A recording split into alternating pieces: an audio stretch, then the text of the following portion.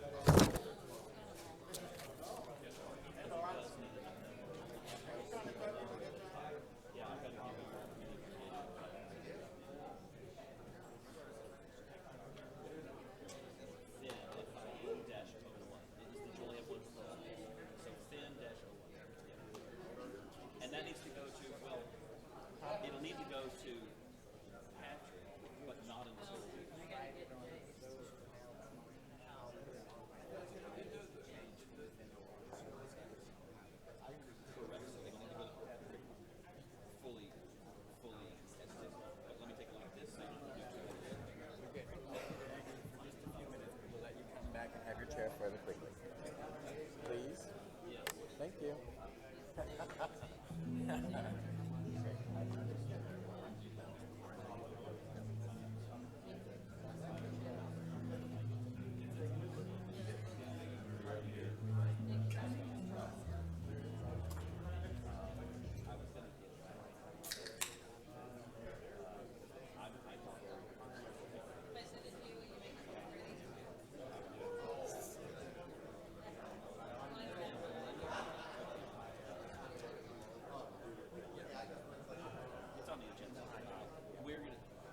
Go ahead. We're gonna need a notepad so we can pass notes around.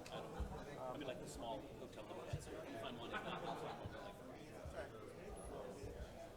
Michael Norman. Michael Norman. Michael Norman. Oh, sorry, I tested you. Michael Norman.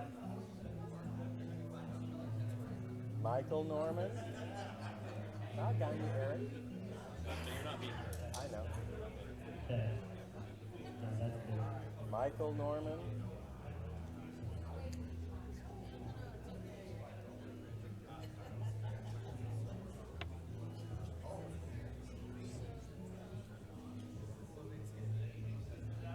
Michael Norman.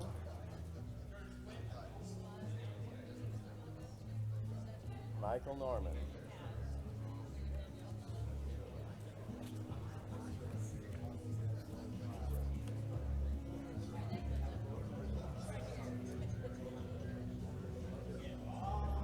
Michael Norman.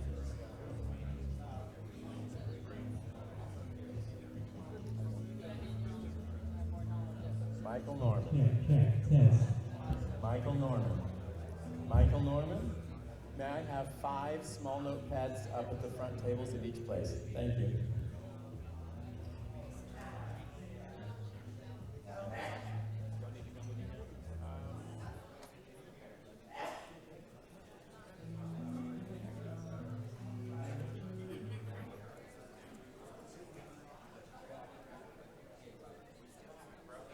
All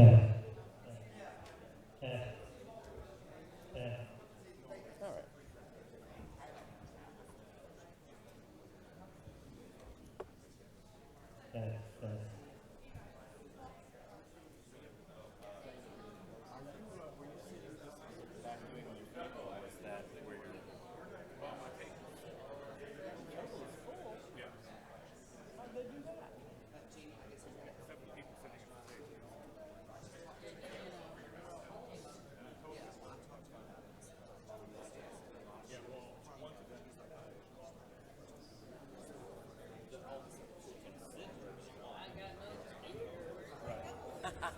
You know, if there's a space, fine. Was that a good level for you? It was for me, but I don't care. All right. Yeah, that's what I'm afraid of. Just make it a tombstone. Make it a tombstone and be done with it.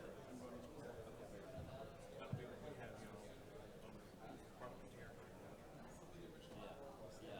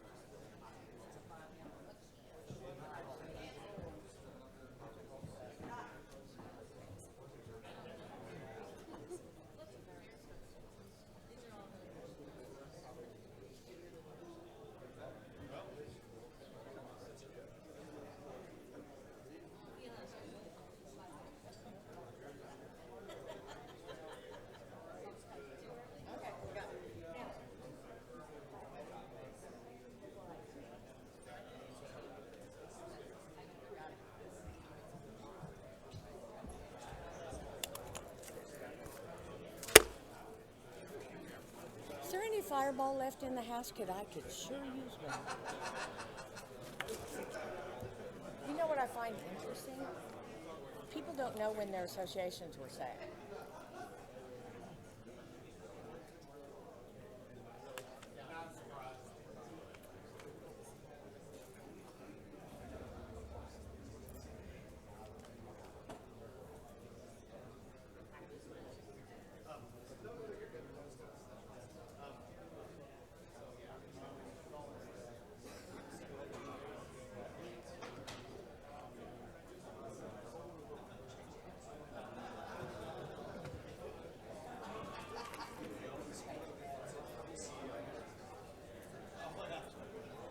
Bill, can you?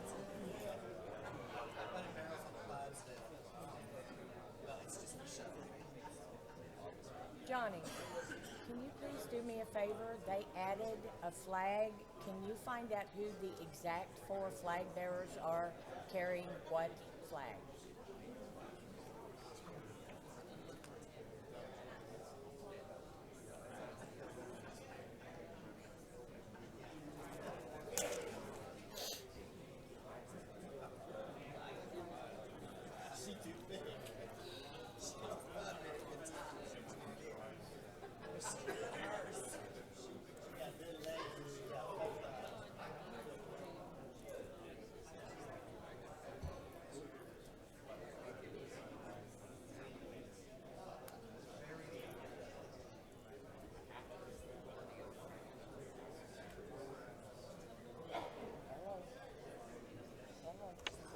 Yes.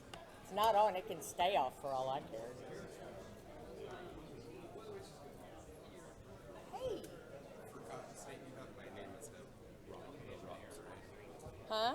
You have Jason Brazil walking instead of Bill Robb. No. Do I need to, sweetie? Put Jason Brazil. Thank you. My pleasure. Sir. Camera? Okay. Hold on. Is I don't know her last name. no, it's fine. Cameras, which one? That I don't know. Okay. I need to know Megan, is it Junior Texas? Megan. Do we have a last name? Megan, no. Do I have a list of? Delegates I do not. that he was highlighting. Here it is. Yeah, I do not. Camera, IGRA? That's what I thought it was. Swearing me. Okay, camera. Tony US? I need last names, sir. Tony Thank you. Tony Schwartz is USA. Yeah. Thank you, sir. Camera is IGRA. I don't know her last name. Yeah. And Judy Munson, Canadian. Okay, if you can get me Megan's last name, that would be great.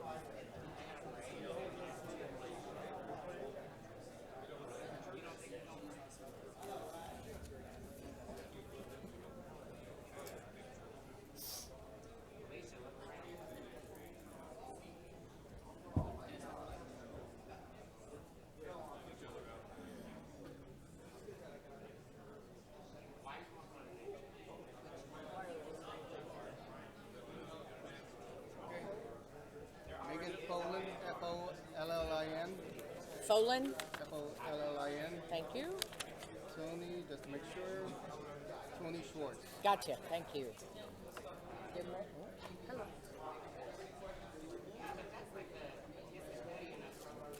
Hello. Oh, yeah, it's not working. I like it when it's not working. Hello. Can you have them give me a little bit of mic sound? Because it's 5 minutes till we start. I don't know who to ask. Does this work?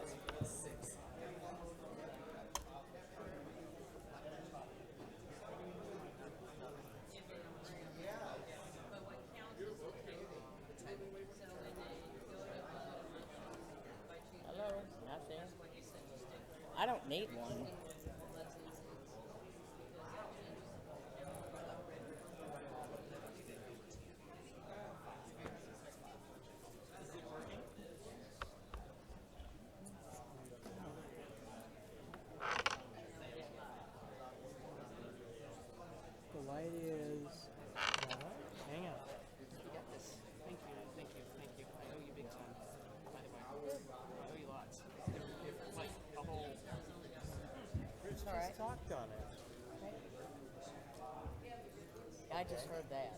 Okay. I just heard that. No, I just heard that come on. Is it down here? No. Okay. Come on, too. What happened? That doesn't work now?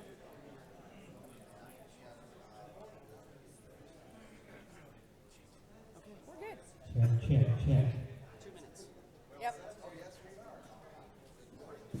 Thank you. Oh, and you can turn it way down. You can turn it way down. Good morning, everyone. I want to let everybody know in 2 minutes we will be calling to order. So it is 8:28, and we all know how Bruce is. So if you need to get your last bite of coffee, and I mean bite physically, get you some coffee. And we'll be starting in 2 minutes.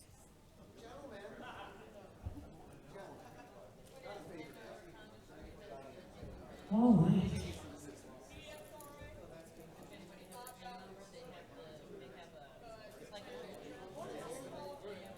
In Austin?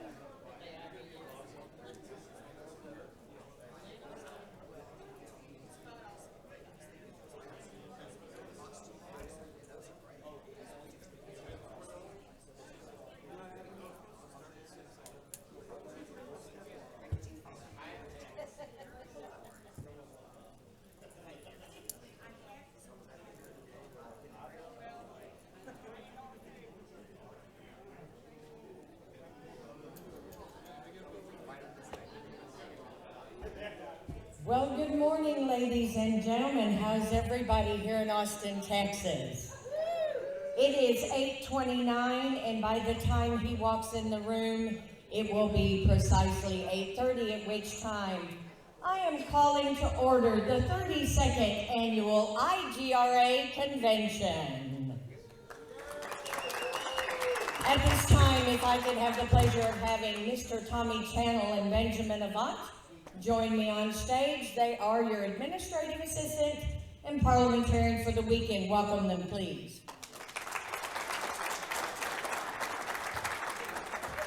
Baby, it's not coronation. You don't have to curtsy. Just come on. At this time, over this last year, you guys have had the pleasure of seeing these next incredible individuals in all of your associations representing IGRA. It is with great honor and pleasure.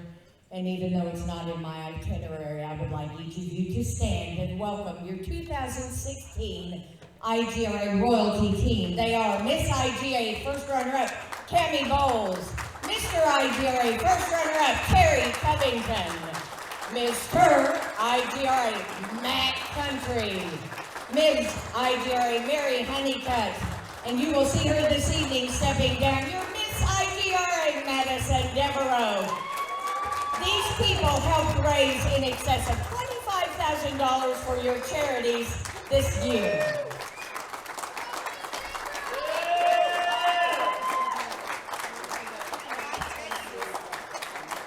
They are getting ready very soon to pass their crowns, buckles, etc. off to a wonderful group of people, but one last time, this is your royalty team.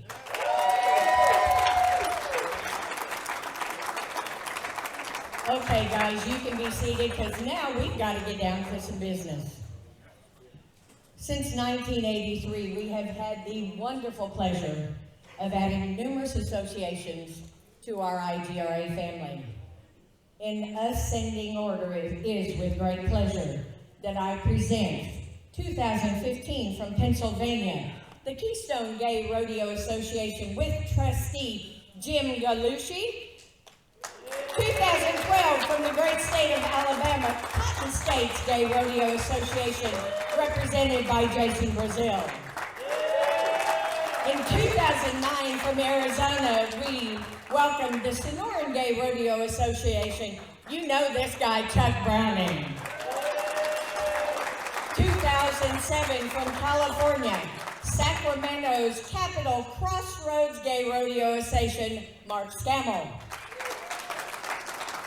Well, we went to the other side of the country in 2005 with Florida and Georgia. They are represented today. Yeah, you can smile, curtsy, wave, there's nothing above here. In 2003, what an incredible association. from North Texas, Red River Rodeo Association, Miss Candy Pratt.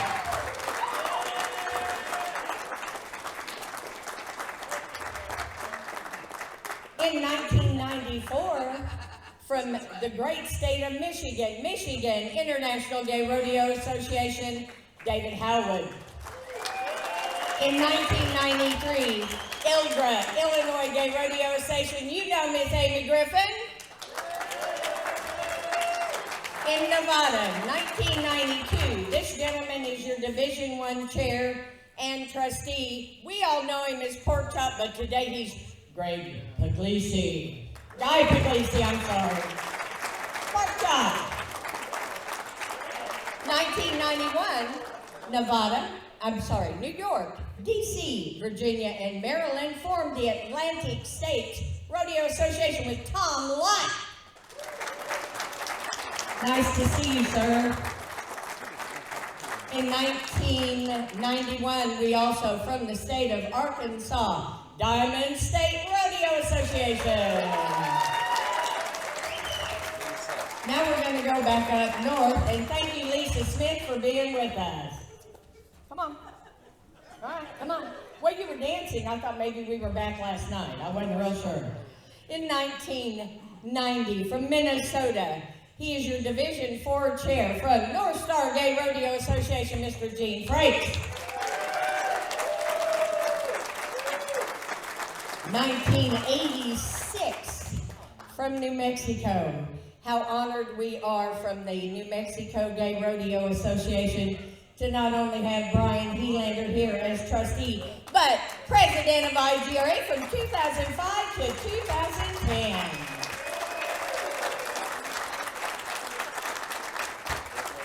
Also in 96, Missouri Gay Rodeo Association, Ken Hall.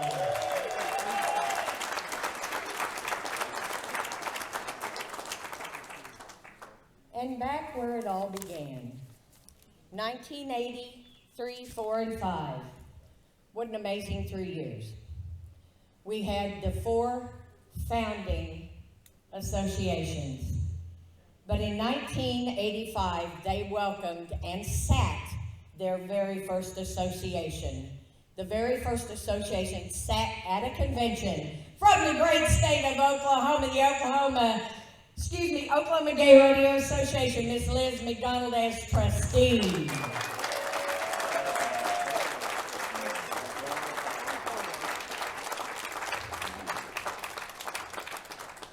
And even though it's not on script, Bruce, I would like everyone in the house to stand, because without these 4 associations, we would not be here.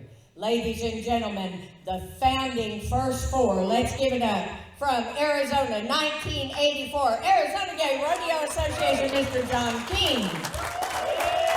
Golden State Gay Rodeo Association, Bruce Roby, and everybody knows him as Roby. The Texas Gay Rodeo Association, also in 84, give it up for Mr. Terry Covington.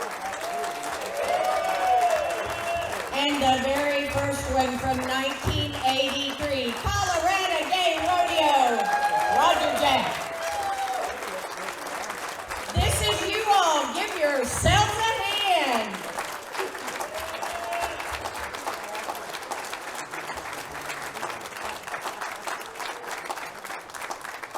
Thank you. And you guys just get to stay up here a while. Come on, we're old. We can't stand up. Speak for yourself. The reason I want you to stay up here, ladies and gentlemen, and if I could have Pork Chop and Mr. Lott divide just a little bit. Oh, we're already divided. We have many past presidents, but we have one gentleman who is not on stage. He was one of the first presidents we had. I started to say reigned, but he governed this organization from 1993 to 1995. Ladies and gentlemen, the incredible Roger Bergman.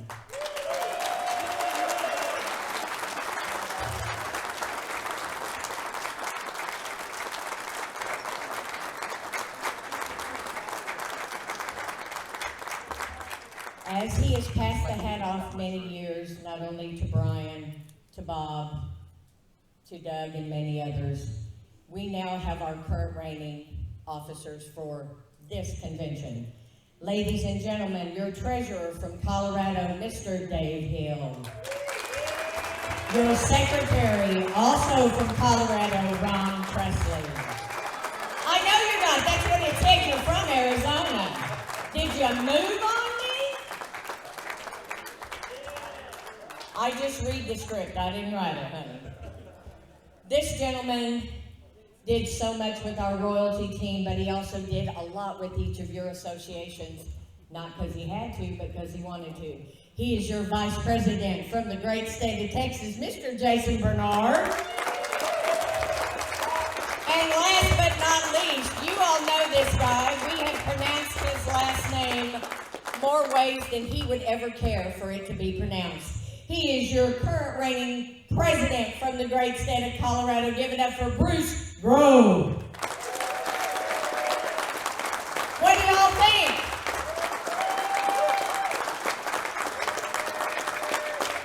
Great job of announcing it.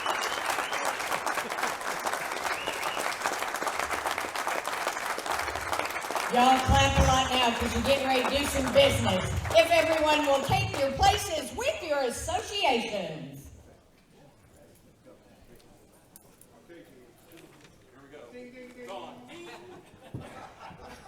Not that easy. You still have a few minutes to get some more coffee or run before he bangs that gavel. Ladies and gentlemen, at this time, do you feel like you're in church a day early? Get used to it because you got to do it again. Ladies and gentlemen, if you will rise, it is my honor to present our colors for the weekend. Presenting the flag of our great United States of America, Mr. Tony Schwartz, followed by Miss Judy Munson, presenting the Canadian flag. It is with honor that we have Megan Folan presenting our great state of Texas flag. And last but not least, representing this wonderful organization we all stand for, Tamara Kelly presenting the IGRA flag.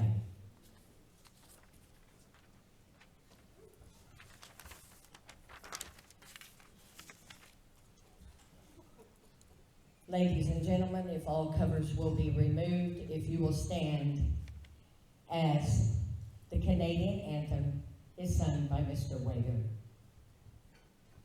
Oh, Canada, our home and native land, true patriot love in all thy sons command.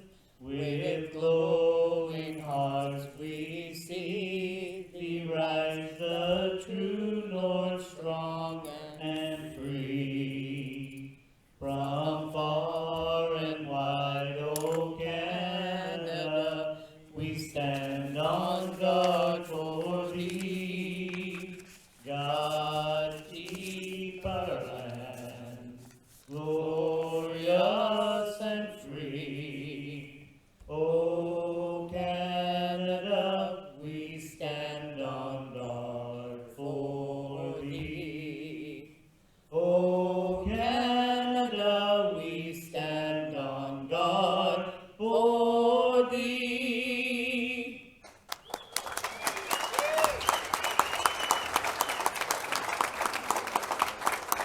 We are also very honored today to have our own anthem sang by Rodeo Johnny.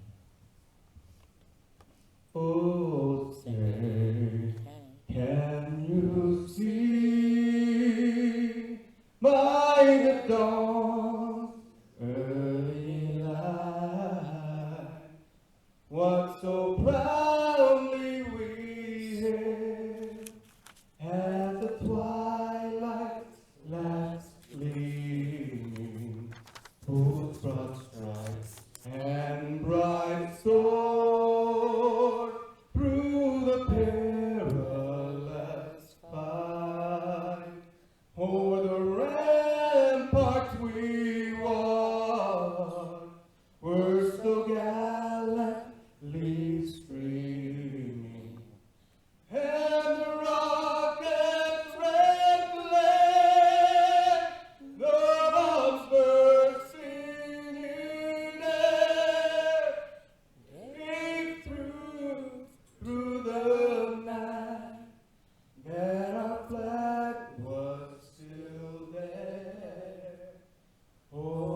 say does that star-spangled banner yet wave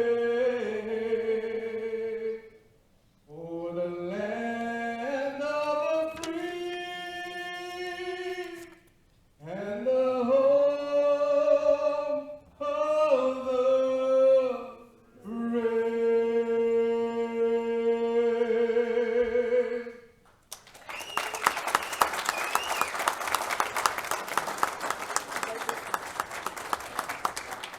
I thank you for presentation of colors. You are dismissed. Please remain standing for the, sorry, I told you it was church. You all did not believe me. Ladies and gentlemen, Mr. Ron Tressie. Hello. Will you pray with me? Heavenly Father, God, Creator, we come to you with thanks and thanksgiving again today for the honor, the privilege of being here for our 32nd annual IGRA convention. We thank you for everyone who is here, for those who are unable to be here. We miss them. Those who've gone on before, we remember them, and we thank you for the service that they provided before. Thank you for the service that each of our delegates and alternates, each representative here today who will provide. And I ask especially that as we go through this convention, that we conduct our debates in a professional, courteous manner. We remember and respect each other's opinion, and remembering that all we do is for the good of each person. Bless us, help us to remember you, and to give you thanks for all things. In Jesus' name I pray. Amen. I declare the 32nd Annual Convention of the International Gay Rodeo Association open. You can applaud, it's fine, this is a good thing. All right.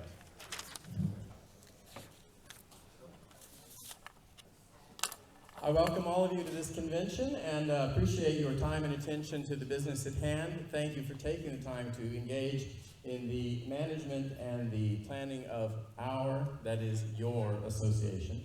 You are the members of the International Gay Rodeo Association, and it is for you that this convention has been organized. To those of you who are joining us from home, we appreciate the time you've taken to listen in and also to know the events, the planning, the goals of our organization, and we certainly hope that over the course of the weekend you find it fruitful and encouraging. At this time, I call Benjamin Avent, Convention Parliamentarian, to give us the convention rules.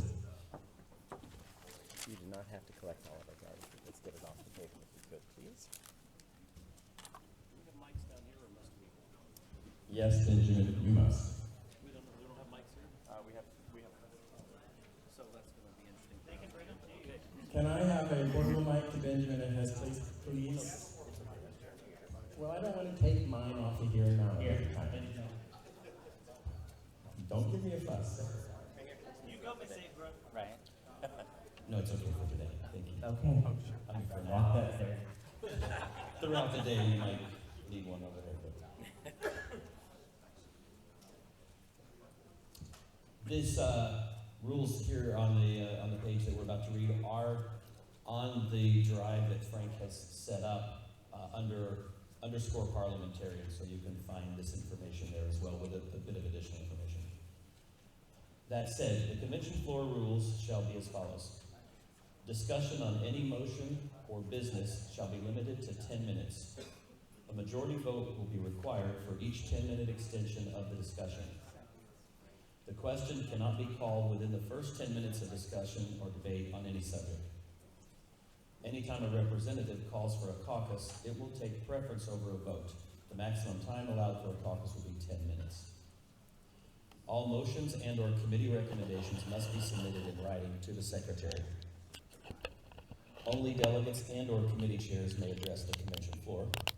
Voting by voice, vote, show of hands, roll call of the voting delegates, or written ballot shall be the option of the chair or at the request of any delegate.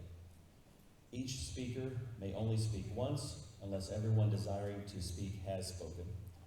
Any proposed changes made on the committee recommendations on the convention floor may, at the presiding officer's discretion, be sent back to the committee for rewording and then brought back to the convention floor before it can be voted on. Please let me know if you have any questions throughout the day.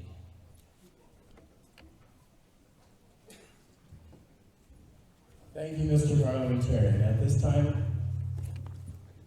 this time, I call for the membership committee chair for the preliminary report on associations to be reseated.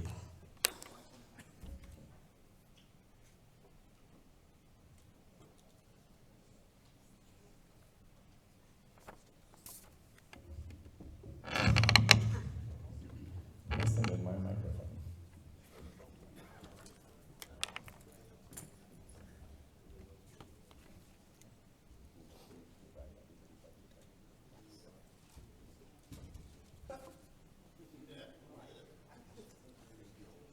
We're all getting a little older.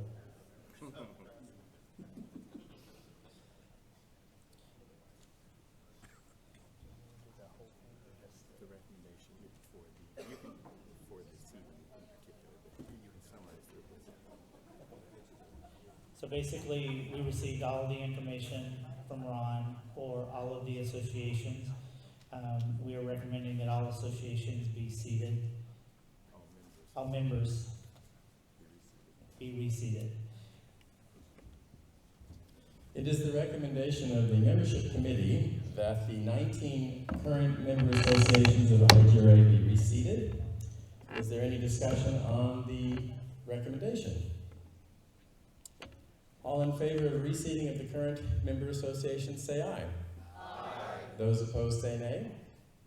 The ayes have it. The motion passes and the member associations are reseated.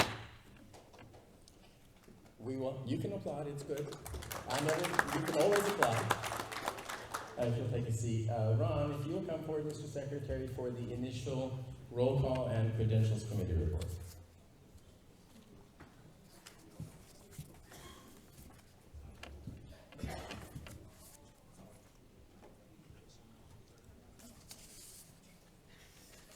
I'm working from two sets of papers, so just bear with me. For CGRA delegates, Roger Japp.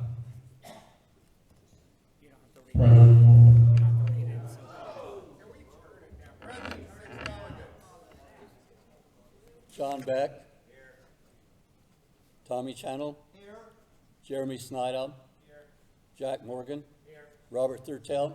Here. No alternates. For TGRA, Terry Covington. Present. Bill Barber. Here. Tim Smith. Here. Weeder. Here. Marcus Hood. Here. Jeannie McLeod. Here. And alternates, Tamara Kelly. Here. Mason Lyon. Here. Nancy Peoples. Here. Jonathan Suter. Here. Mandy Shipsky.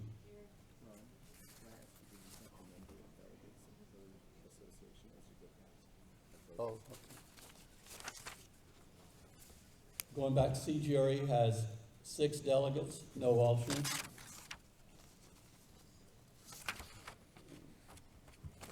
TGRA, 6 delegates, 5 alternates.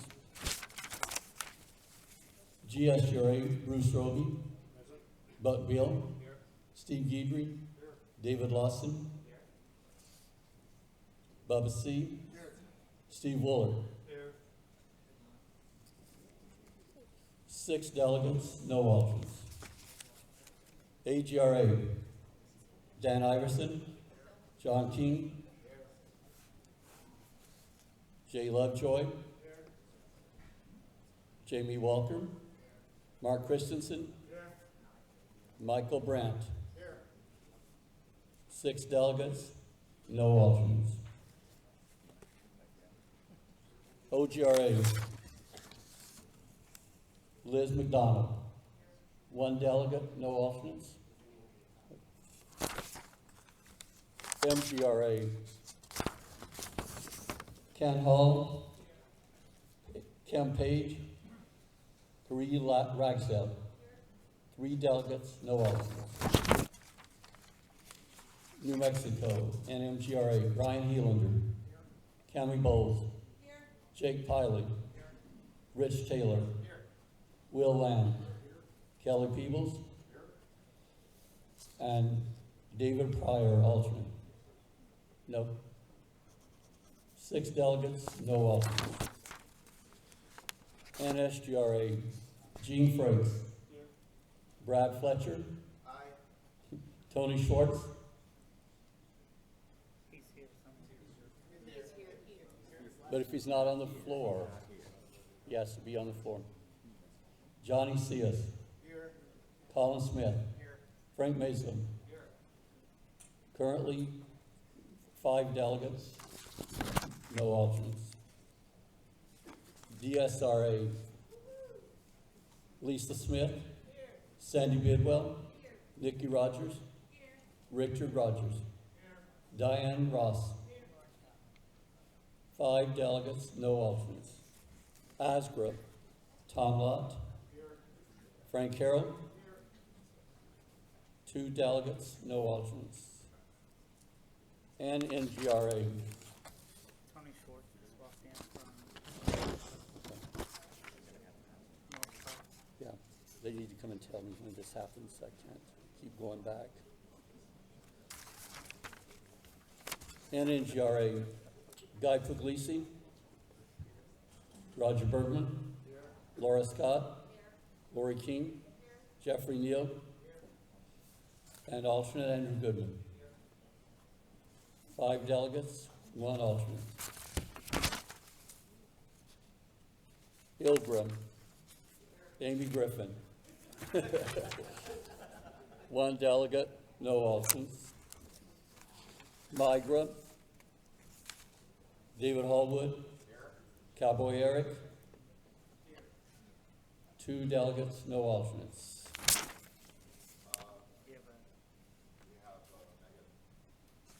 Okay, present as a delegate?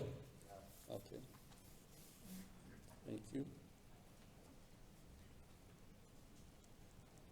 That makes 3 delegates, no alternates for my group. Red River, Candy Pratt, Robin Cagle, Denise Reinhardt Stengy, Janet Stengy, Rhonda Yon.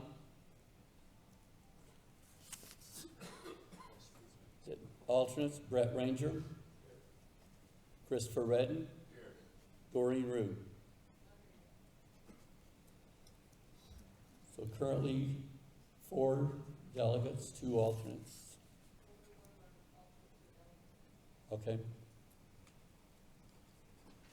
So 5 delegates and 1 alternate right now. FGRA, Tom Schmidt, Bill Tanner. No.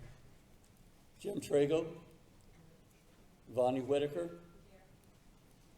3 delegates, no alternates. SCCGRA, Mark Scammell, Raptor. 2 delegates, no alternates. SGRA, Sonoran, Chuck Browning, Sam Merriman, Judy Munson. Is that correct? 3 delegates, no alternates. CSGRA, Bill Robb, Jason Brazil, and Clint Coyle. 3 delegates, no alternates.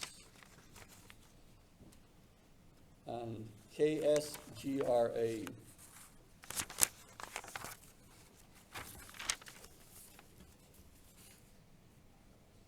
Jim Gallucci, Michael Norman, Adam Romanek, Mitch Romanek, Dan Lynch, and Lilia Flager as alternate.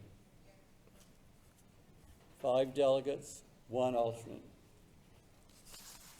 And the officers. You have a title. Let him complete the roll call and we'll do the revision. Bruce Grove, Here. Jason Bernard, Here.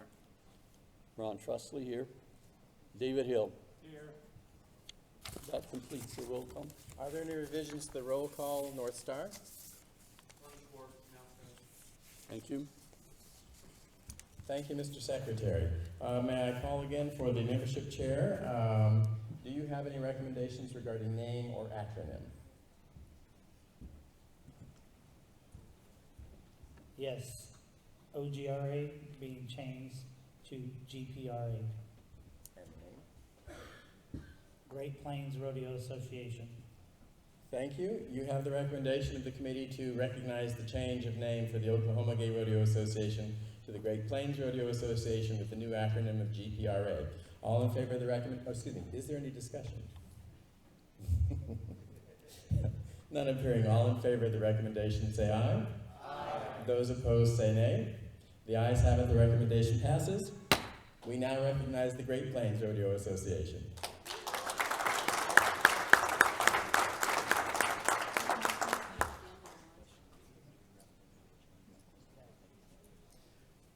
Mr. Chair, do we have any recommendations for seating of new associations? Yes, I do. We would also like to bring back the Utah Gay Rodeo Association, UGRA.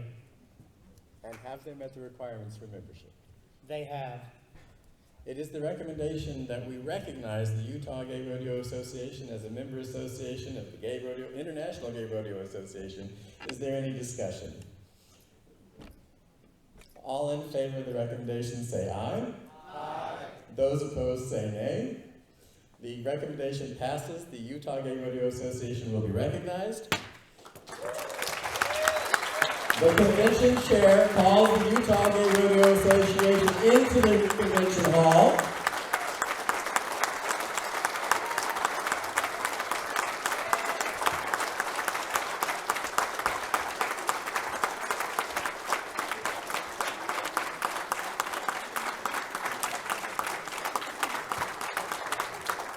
Ladies and gentlemen, I present to you the representatives of the Utah Gay Rodeo Association, Trustee Kevin Hillman.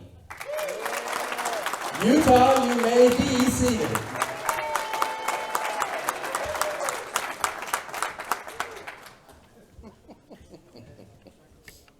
Now, Mr. Chair, do you have any further report? Yes.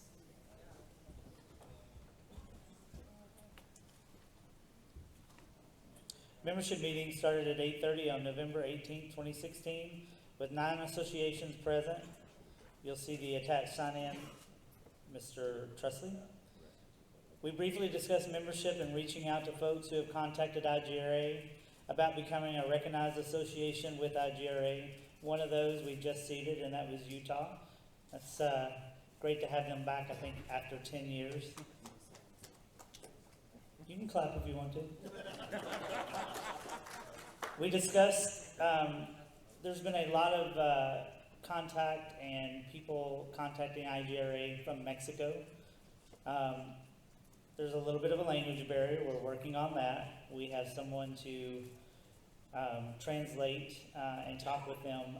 They're a very large group. It's called the Vaqueros, all across Mexico.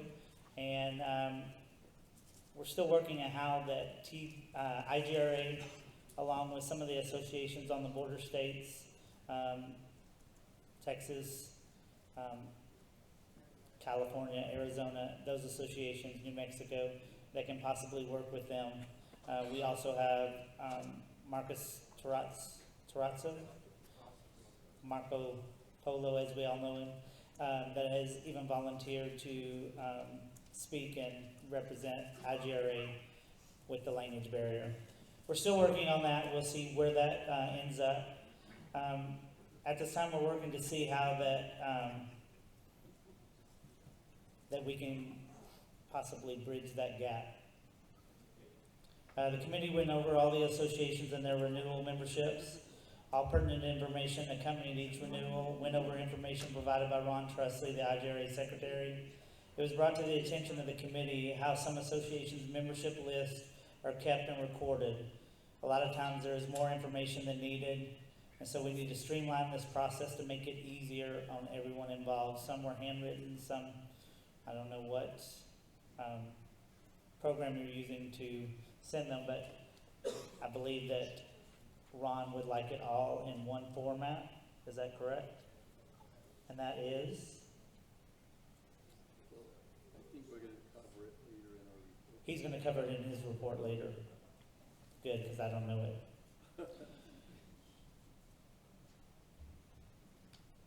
Excel, it's written right there. So that everyone can be on the same page and provide the correct information, and so we're not having to go back and double check at every rodeo to check the memberships. We also talked about a returning association, Utah, we just seated, and that was all that we had. Respectfully submitted, Waiter. Are there any questions of Hall of Fame Cowboy and Committee Chair Wade Earp for the Membership Committee? There being none, I wish to express my personal thanks and that of the Association and Convention for your work and that of your committee.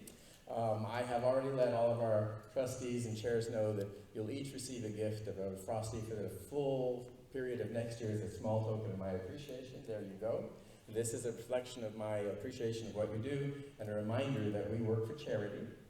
And each day when you have a Frosty, know that a donation's been made in your honor to the Dave Thomas Childhood Adoption Foundation. Thank you.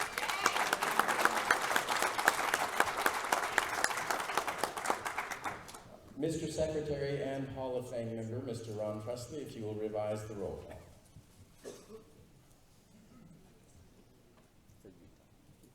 Yep, sure.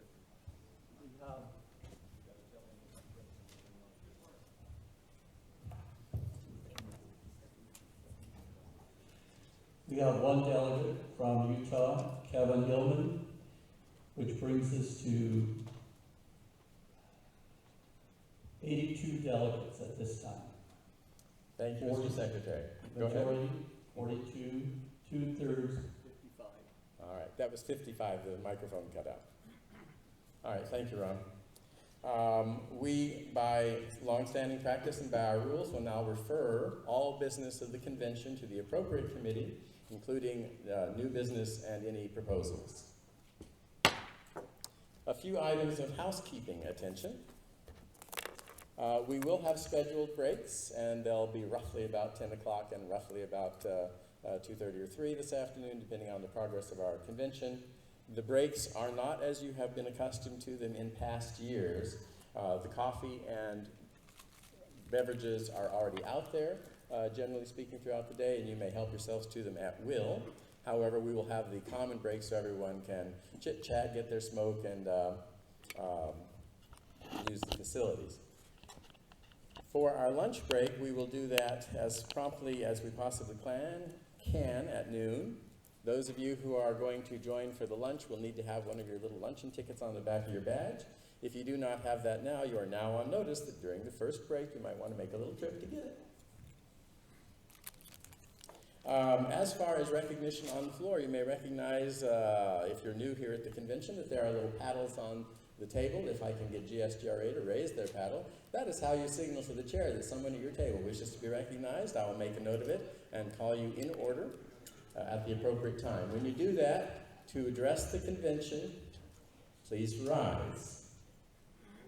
Use the microphone that our handy assistants will see to it is provided to you so that we can all hear, and then we'll go from there. With regard to sponsorship of our breaks, I wish to thank the Texas Gay Rodeo Association and the Golden State Gay Rodeo Association for the generous sponsorship of 2 of our breaks.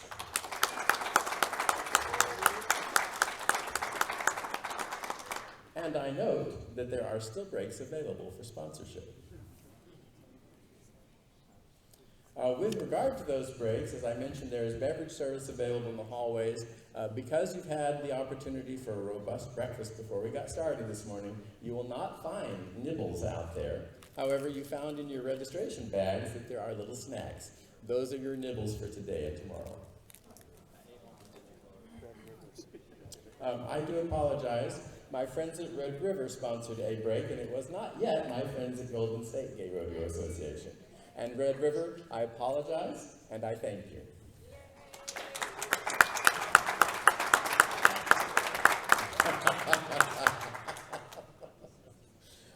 I also wish to acknowledge the presence this weekend of Rebecca Schofield. Rebecca, are you in the audience with us today?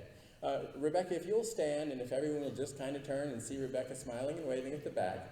Rebecca is an associate professor from Idaho who is here today and tomorrow to conduct interviews for an oral history project capturing our history. She's already conducted a number of those interviews at the Bay Area Rodeo in Guerneville. We're glad to have you back and in better health today, Rebecca. I do need someone to help coordinate that with her. It is the work of the Public Relations Committee generally to do that. Michael, do we know anybody who might be free to do that for Rebecca? Thank you, Michael. If you just pass me a note at the appropriate time, that'd be great. Rebecca, where will you be set up? That will also be on the note. Details forthcoming. Thank you, Rebecca.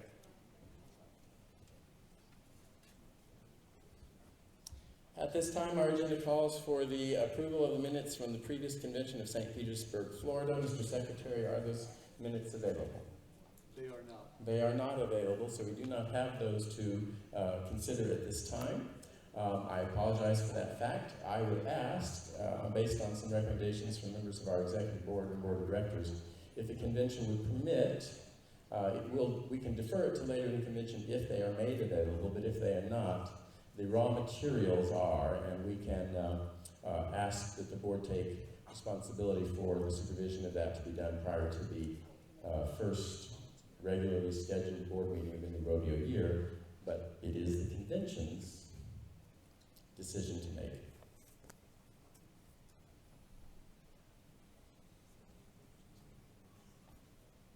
I will defer it till later in the convention, and you have time to consider what you might like to do in that instance. I'm going to get a glass of water.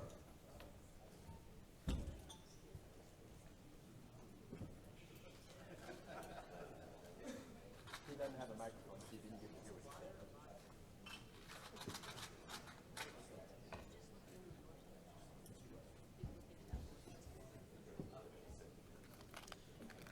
said. At this time, we will begin with the reports of the executive officers. First up is me. Would you help me out there, please? That's a tough box. Things I must do. And I appreciate it. Thank you. It's not that bad. Are those blue? This is the opportunity at our convention for me to give you a report of my activities as your president, and also to outline what I think are the important points to be considered by the convention for our welfare and our future. And I welcome that opportunity. Whether today at this convention is the last great act of my presidency or simply a stop along the road, I want to first acknowledge with gratitude the opportunity to lead and serve you over the last 2 years as your president.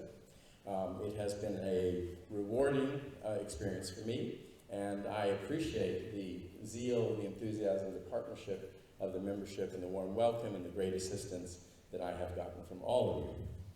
We, as an association, and I personally, have had the great pleasure to work with some amazing officers.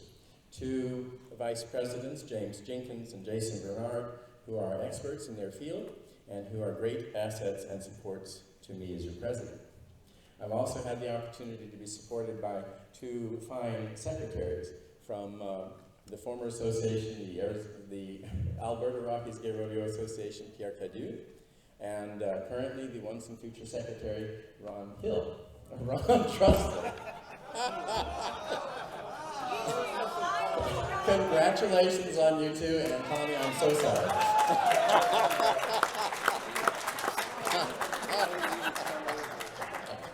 Well, now I know you're paying attention.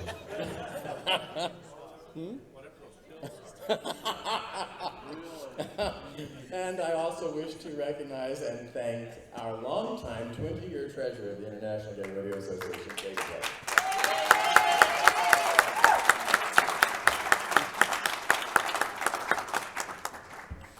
Now, We've also been served for a period of 14, 15 years now by an admirable and dedicated administrative assistant, Mr. Tommy Chen.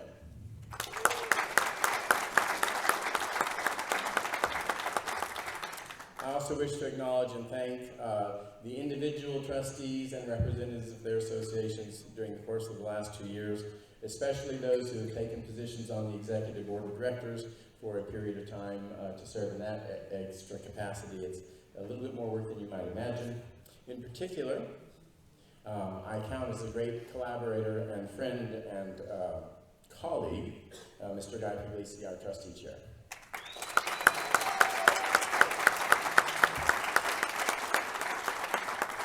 The work of the association is more than any one person can do, and it would not move forward without the dedication and zeal of our committee chairs and those who work with them. And while I will not recognize all of them by name, you get a Frosty, you get a Frosty, you get a Frosty. Thank you all.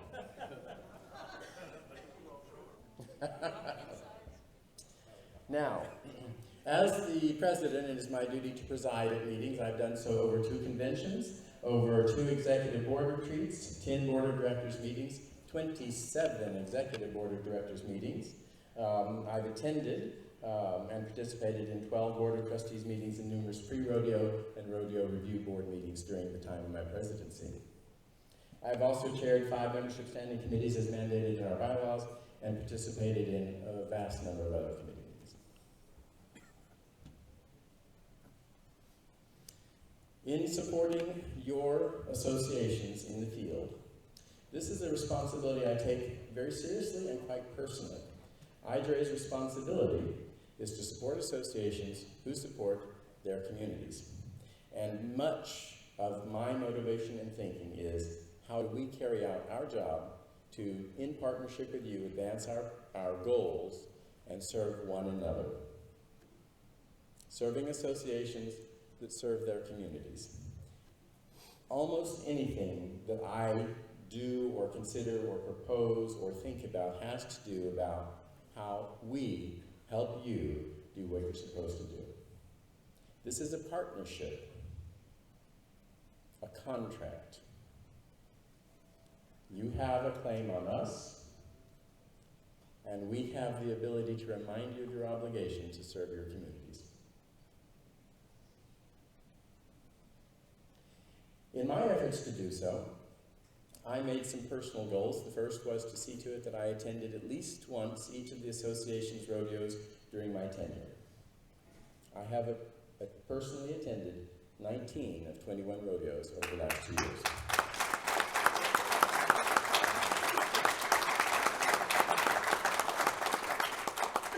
In addition to which, 2 phenomenal World Gay Rodeo finals,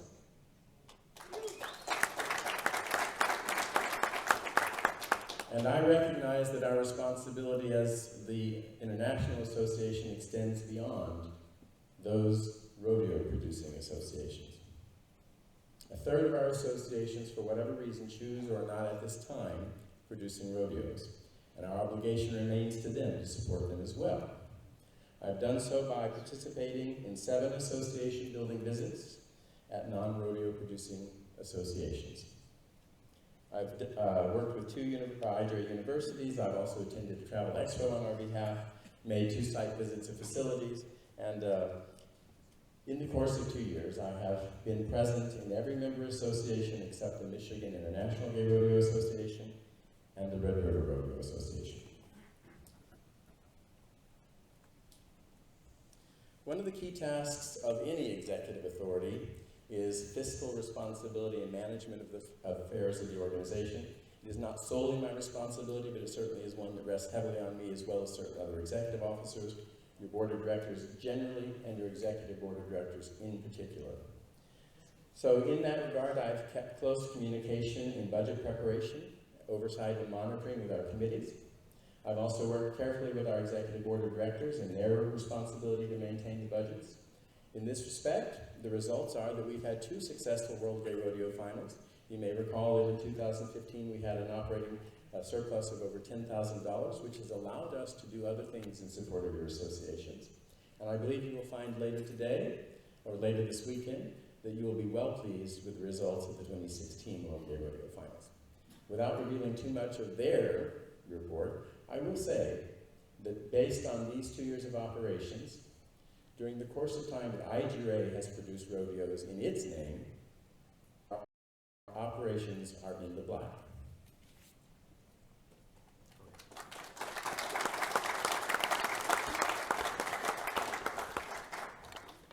And our overall financial picture for the last 2 years is 2 successive years of profitable operating budgets ending with a surplus.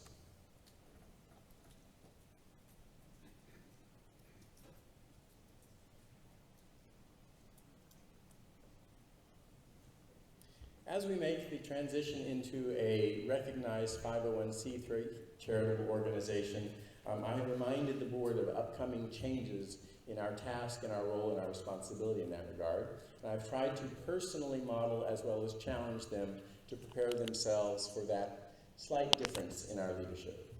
One of the more significant things is that outsiders now look to us as leaders and as members to be supporting our organization financially as we become a public charity.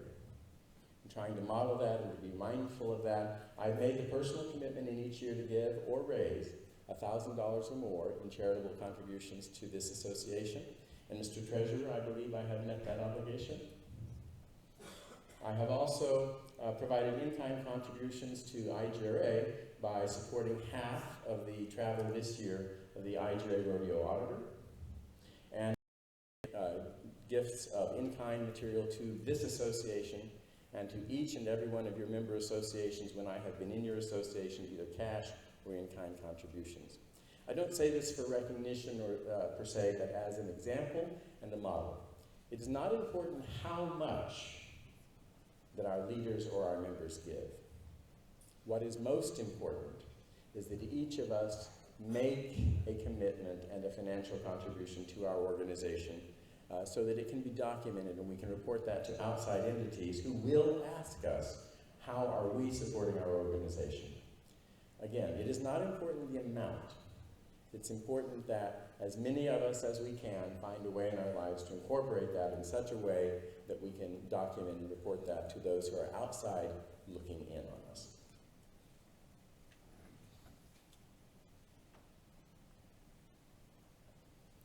What is the mission of the International Gay Rodeo Association? Anyone. Anyone, anyone.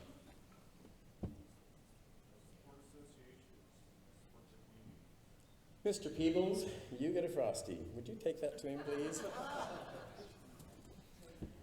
Our mission is, and it should always be in your mind on the tip of your tongues, just like it is on mine, our mission is to support associations who support their communities. Everything falls and flows from that. How do we do that? Well, if you look on page 1 of your bylaws, you will find that our objects and purposes say, we will do this by providing tools to produce quality events. Comes to mind university. Comes to mind the support of certified officials and other persons who work with the success of local rodeos. We say we will promote the country and Western lifestyle. Principally, we do that through the sport of rodeo, also through dance and other cultural things that provide an opportunity to learn about, to support, and extend this heritage that we have received and of which we are, in some respects, the conservators. We support amateur sportsmanship by education, participation, competition, and recognition. We engage in charitable activities by volunteering, raising, and donating money to charities, and we also engage in other allowable purposes that are business or other activities under our charitable status. If we do those things, we're doing our job. I like to say it a little bit more succinctly and teach and train it to our board that we can do anything we want as long as it is within our charitable purpose and we can pay for it. We can do anything we want as long as it is within our charitable purpose and we can pay for it.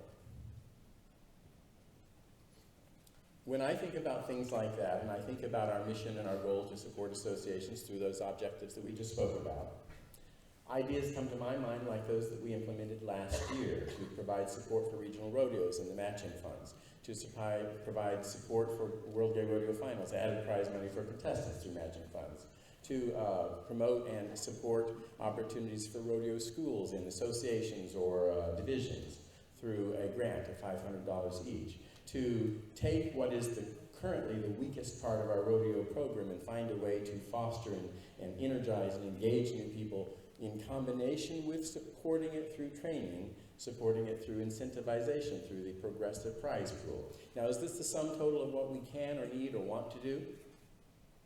No.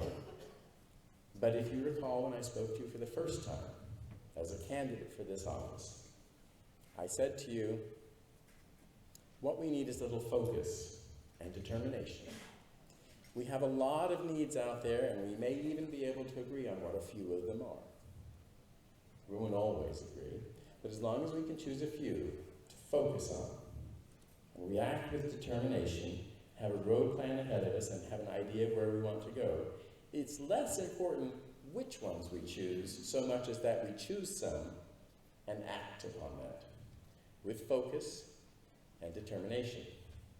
As we do that, we'll learn that some things work, some things not so much. And when that occurs, we'll make adjustments. We may also find that in addition to the ones we've identified now that we're working on, we're going to find others to work on. So today, we may be working on this group, but tomorrow we may need to work on this need. And do not be jealous of somebody else's good fortune today, because we can do anything we want, as long as it's within our charitable purpose and we can pay for it. So when we identify what these are, we focus on the problem, we create a plan and act with determination, our progress will be assured. It may not always be what we want, but we will make progress. Now, in order to do this, not only must we have knowledge of what the problem is so that we can focus on it and act with determination, we also must have certain tools. One of them is fairly obvious. Some things cost money. The more tools are in our toolbox, the more we can do. And in this regard, I challenge you and ask you to support your association by vigorously engaging in fundraising activity to support the operations of the International Gay Rodeo Association so that it can fulfill its mission to support associations that support their communities. The other thing I ask you to do is remember that just like we can give assistance to our charities in a non-monetary form, so can you support this association in a non-monetary form. Do you find these cards at your place on your tables? Excellent. During the course of this weekend, you've already spent a lot of time in various committees. In the next 2 days, you're going to hear reports about a number of committees, in the course of which you may say, you know what, that sounds like a good idea, something I might want to work on or find a little time to support, or I have some ideas to support that. It's very important that before I say goodbye on Sunday, that you take a few minutes to fill out this card and see to it that it gets in our hands. Now, I know it only has one line on it, and you may have more than one interest. It's okay to add more, and even to use the back. And if you need another card, you'll be happy to know the little card fairies have seen to it that I have a stack on my table.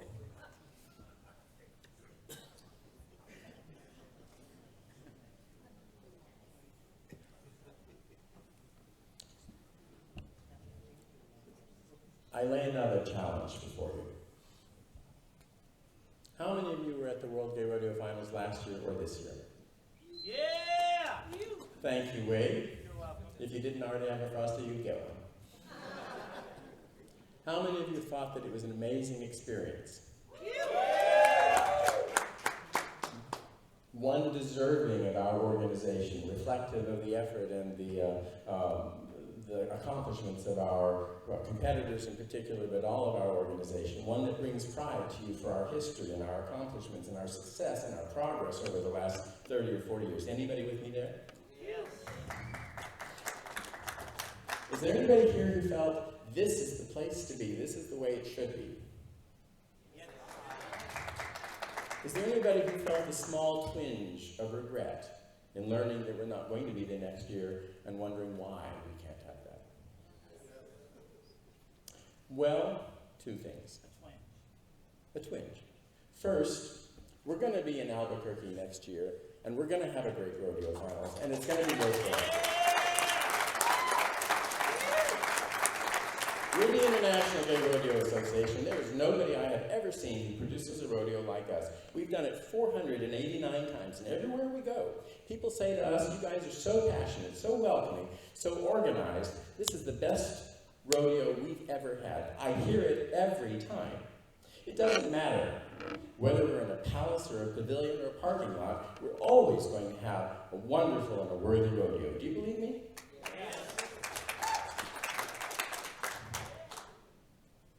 But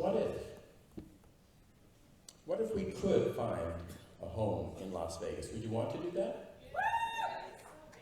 What if we could go to the South Point Arena? Would you want to do that?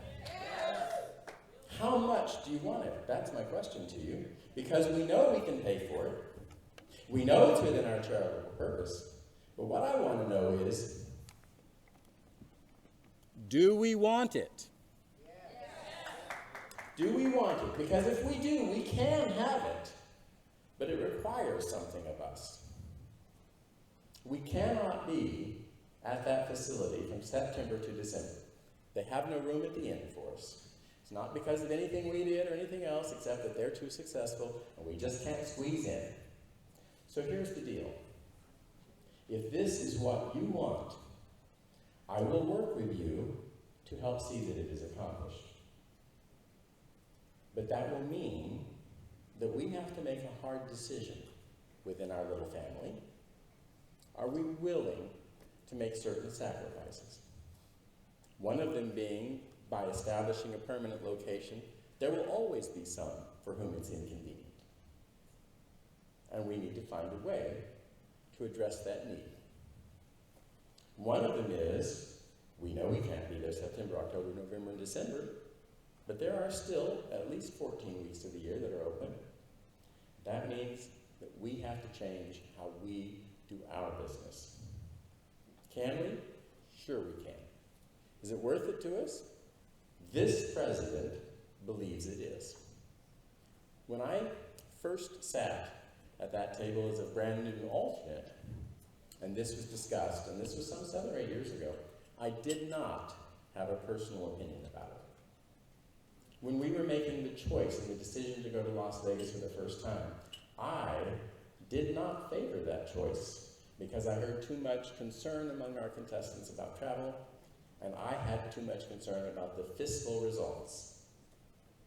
When I walked into that arena for the first time, for our first site visit on the 10th day of my presidency, I knew we were in the right place. When we walked in to that arena for the first day of our rodeo last year, and I had the opportunity to see in your faces, in your eyes, the incredible significance of that, the recognition of what it means to us, I knew we were in the right place. I literally wanted to reach down to the arena and take that dirt with me to remember it always.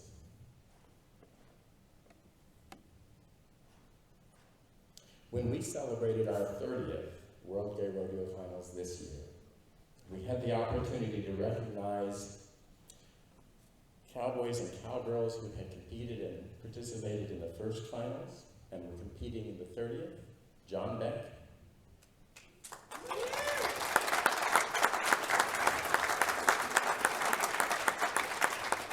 When Laura Lee, our very first all-around cowgirl, was able to be recognized.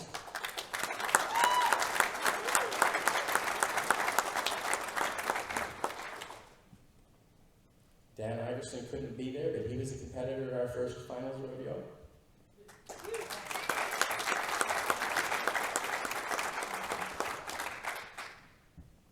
We were in the right place.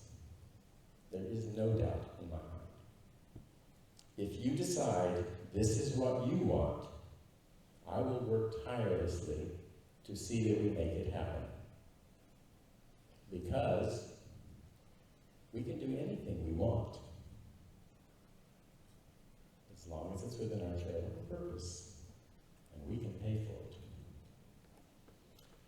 In the 40 years since the first gay rodeo occurred in Reno, in the 30 years since the first finals occurred near San Francisco, the world has changed a lot. Sometimes the change has been monumental shift. Things that have happened so quickly, some of us have had trouble keeping up. It actually creates a little bit of identity crisis within our organization for some of us who've been around a long time. And I know that. I know it can be fearful. But I believe the future is bright. I believe the future is within our control. I believe that we have the tools, the resources. I believe the world is changing enough, open enough to us today, that we have unlimited potential, but we have to make it happen. No one's going to make it happen for us. Now, with progress, sometimes comes setbacks. And I believe there may be reason to have seen a few of those this year. I can't help but recall the day that I woke up on a Sunday morning and learned of a terrible tragedy targeted specifically at our community, so close to home that there are people in this room who almost were in the Pulse nightclub the night that attack occurred. And I thank God that they were not.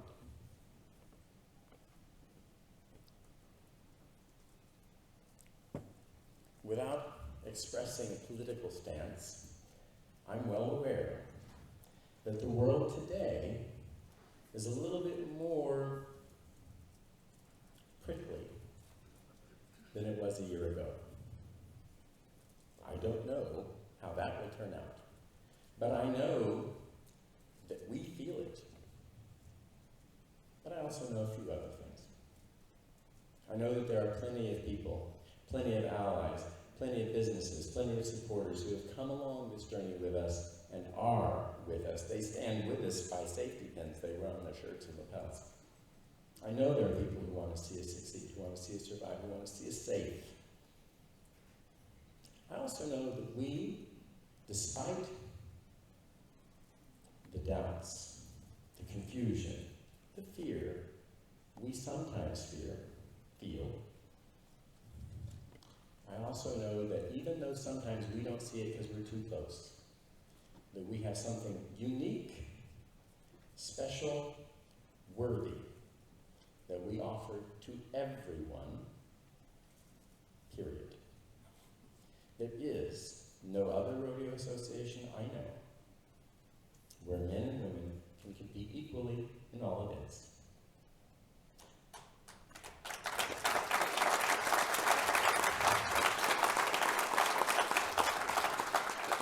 There is no other association I know where a person who has found in their life that they identify as differently than the world has always seen them can compete without fear, without question, than this association.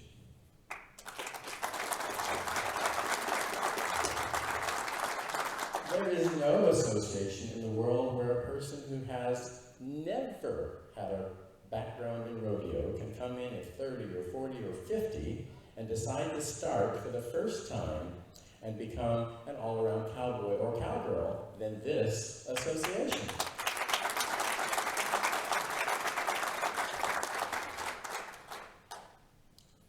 Every time I have the opportunity to speak with our guests, every time I speak with the media, every time I speak with people who compete in other rodeos and join us, I always hear, this is a welcome like none other.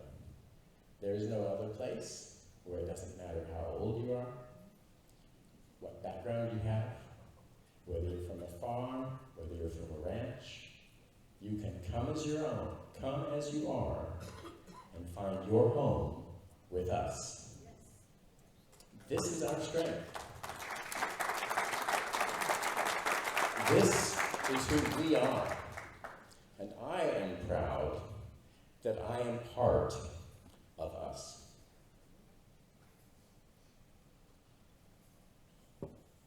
489 times we have done this. Next year, we will celebrate the 500th recorded gay rodeo.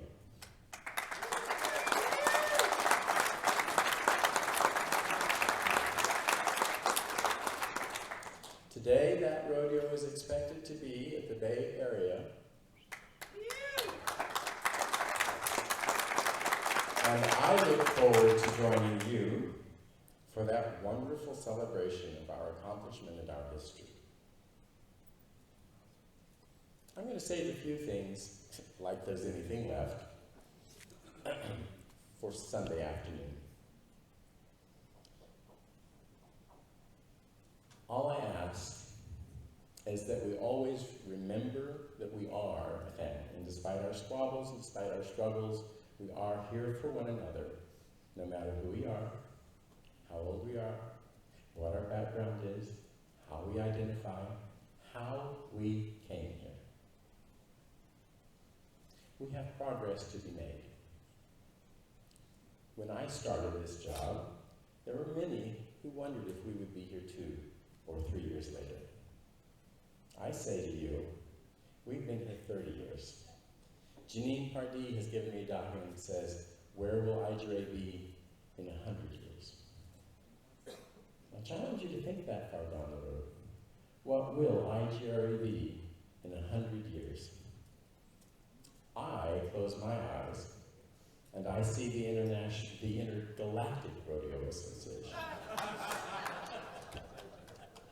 I see our finals rodeo on the moon, in the Bruce Bro Arena. It's my dream. I see us competing on animatronic robotic animals with tens of thousands of people in the stands. That is the association I see and I believe in.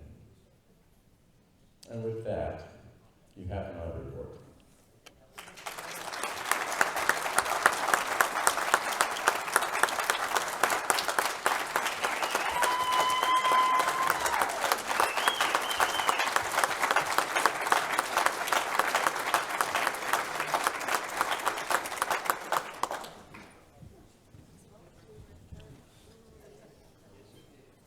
I take pity on our Vice President. We will take a break. Return, before we do so, there's an announcement. All committees with bylaws, standing rules, or rodeos proposals, if you have not had your proposal reviewed by the bylaws or rodeo rules committee, please meet with the respective chair, Benjamin or Clint. I can actually read it this far, I'm just exaggerating. During the break, the bylaws committee will meet in the front corner. That would be on my left in front of the screen. With that, I adjourn and, I recess and we will reconvene at 10. Thank you. Oh. I'm sorry, what am I going to do? Oh, and yes, can you, yes. So I'll get my reports. And would you please deal with communicating with Ed and letting know that probably 30 minutes, we're about 40 minutes in before we get to auditor. Well, after Tommy. Because we won't do trustee chair, we'll skip him, we'll go to Tommy and then we'll do Ed. So about 45 minutes or so. Okay. Would you please? And make sure that I'm ready.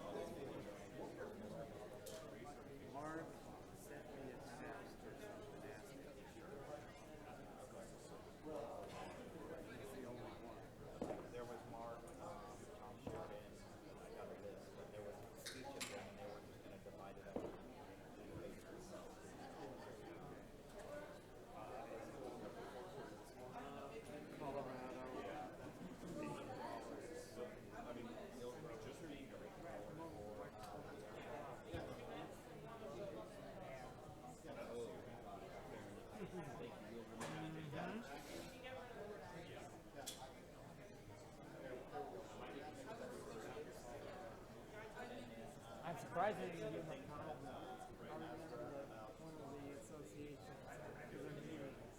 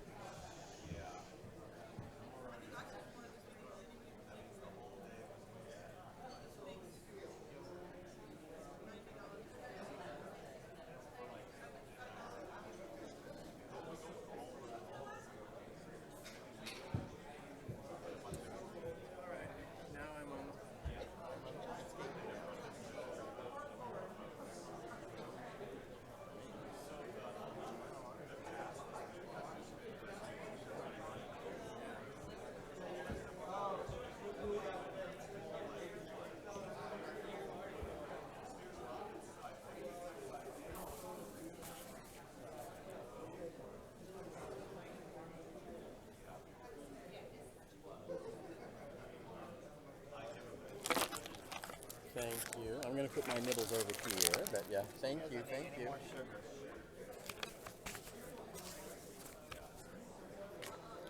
Alrighty.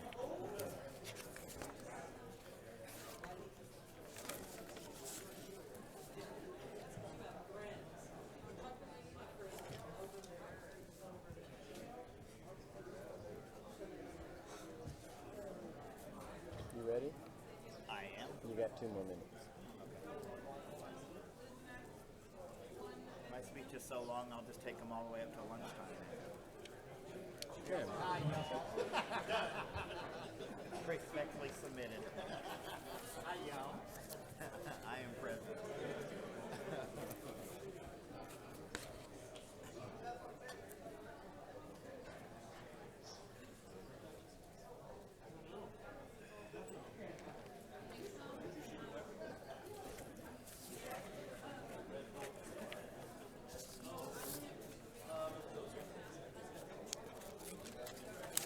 How much time do I have, please? 2 minutes. Thank you.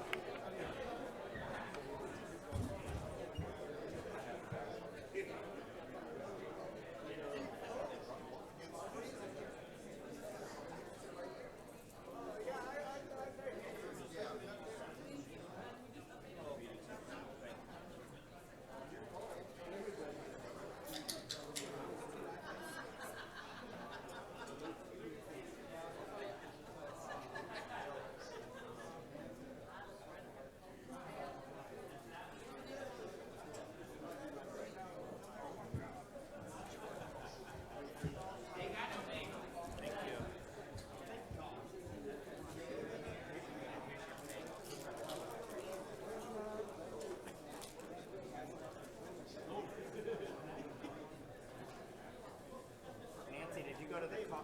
Did you go to the car? Or you went to the room? Was he still sleeping? Yeah, that's why I kept telling him to roll on his side. Normally he doesn't snore, but I think he had enough to drink. Had enough to drink last night. He was like woke me up snoring. Yeah, he did me too. So I nudged him and said, "Don't roll on your side." Yeah, normally he's not noisy like that, but I guess he's probably cool. Tamara's the same way. She's on the back. She's all wall back. She snores every time she's been with us, so Yeah. but she forewarned us when she stayed with us. Yeah, she does. Well, that's like. No, that. Oh, Well, we talked yes, about we Matt? do all that. Yes, we do. I've traveled, yes. Yeah, he told me that one time we went to some rodeo or something. I do snore a bit, and I thought this was a bit. Except I disagree with some. That Is it just a nasal thing with him, or is it? I don't know. No, but I didn't know if he never gone to the doctor. I would love to go back. I'm the same way, though. I got insurance, and I pay it every year and never use it, but the minute that I would let it decline, something would literally, other than my, my regular, but I feel like Jason, I bought a separate policy from him.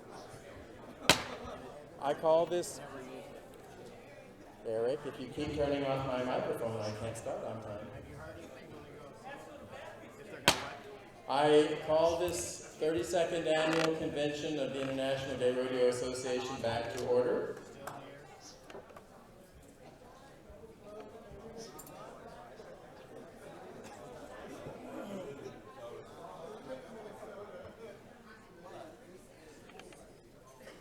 Delegates, be in order. Mr. Vice President, will you please present your report?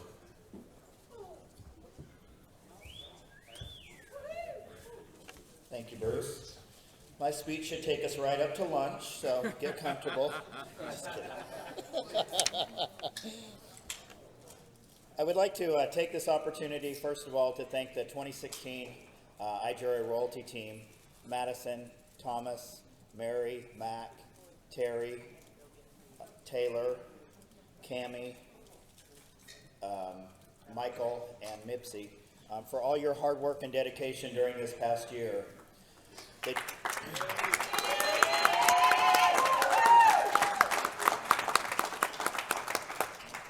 They travel thousands of miles, not only on the rodeo circuit, but also going out to help individual associations and doing fundraising to help them be successful was an amazing thing for them.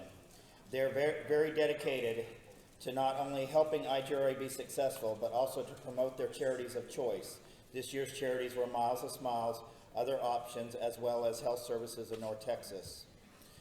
One of their goals was to show that no matter if you were royalty, a behind-the-scenes person, a contestant, official, or volunteer, we are all stronger together and will be far more successful if we work together as one team.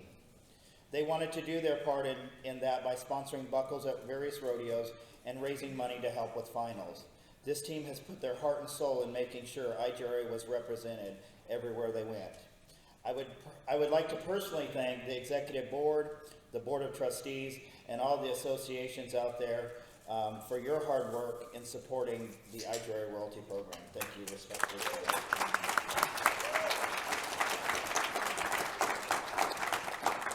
Are there any questions for our Vice President, Jason Bernard?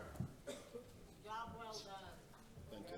I echo that, Jason. You personally and our royalty team have done an amazing job for us. You have from me a gift of a Frosty. And I remind all of you that we will recognize and present checks for our royalty fundraisers from this year, Sunday at our awards celebration. I would like to note for your generosity that DSRA is collecting canned tubs for the Ronald McDonald House. So as you enjoy those sodas, just flip off that can and lay it over there on that table with those yellow-shirted DSRA people. And Nikki, go ahead and wave your hand there again, please. Your name is Lisa. Nikki, thank you. Nikki has got all these little packages of tickets because they do their little annual fundraiser raffle. You have the chance to get chances to get a prize by seeing Nikki and all the other DSRA people and giving them some money. I call our secretary, Ron Trusley, for his report.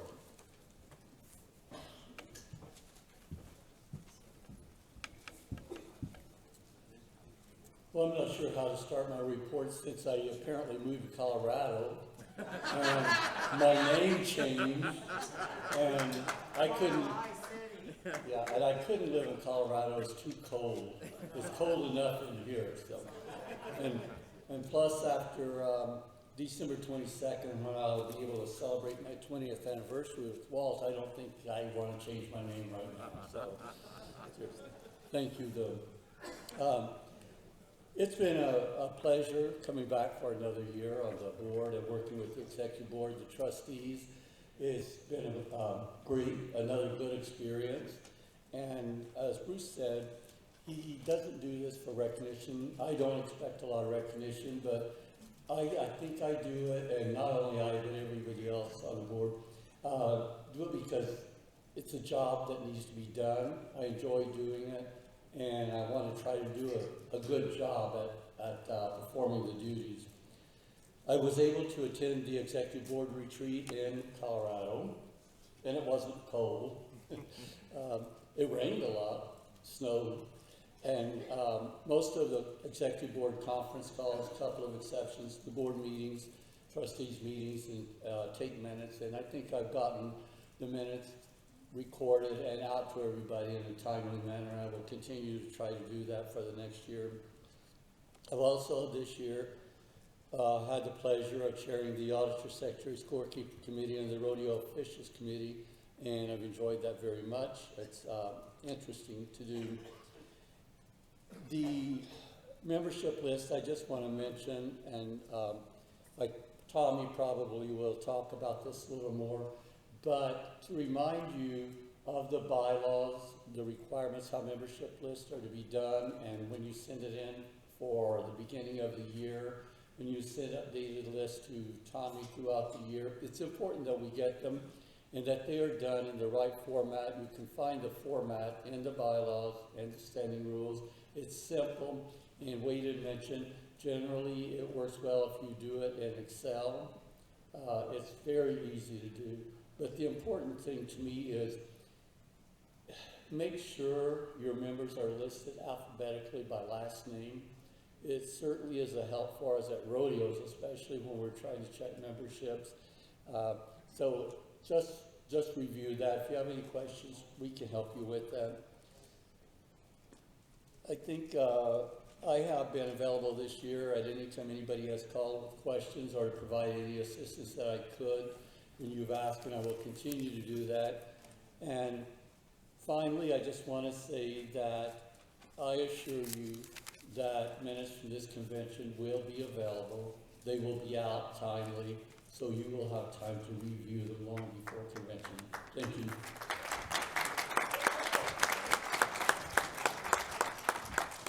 Are there any questions for our Secretary, Ron Tresley? IGRA, Tom? One moment, please. Not a question, but a comment. Minutes and meeting minutes are excellent. The best I've ever seen. Thank you. Thank you, Tom. Thank you, Ron. And you already have your copies, right? I call our treasurer, David Hill, for his report. Thank you for checking. He does, in fact, already have his frosty.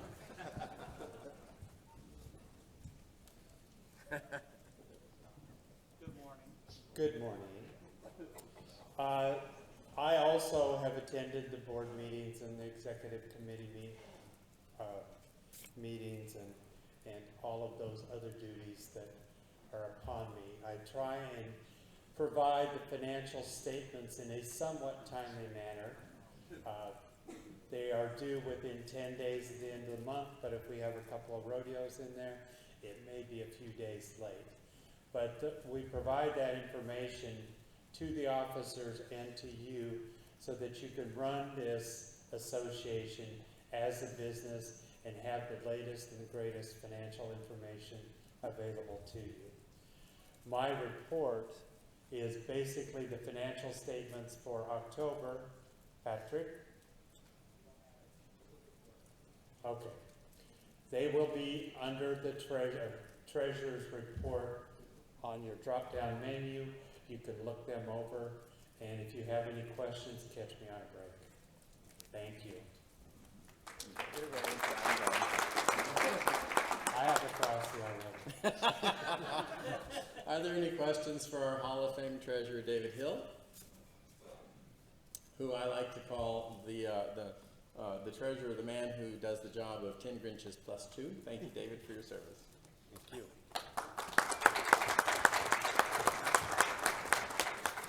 Our trustee chair has deferred his report until later in the convention. At this time, we will ask our administrative assistant, Tommy Channel, for his report.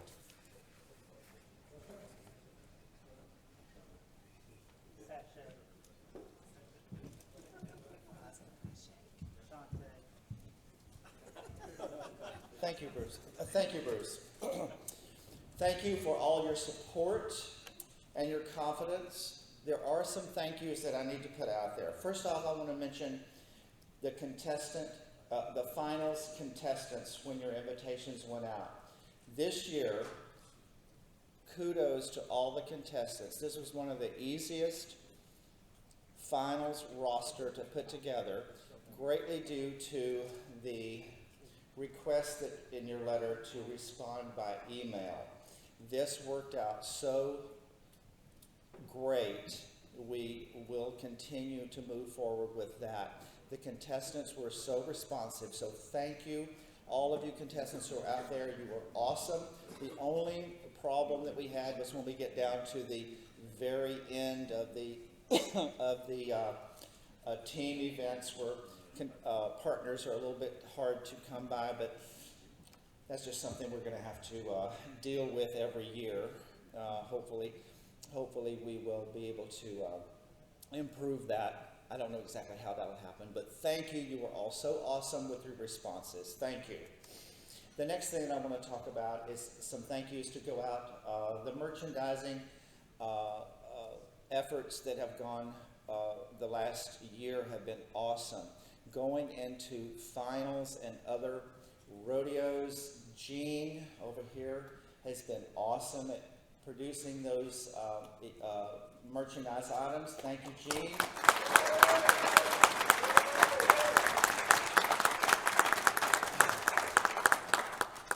And moving that merchandise across the country from rodeo to rodeo.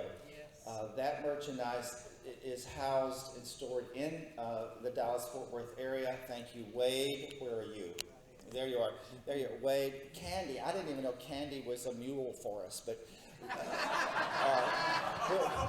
where's Candy? There she is. Thank you, Candy. You are awesome. Thank you so much.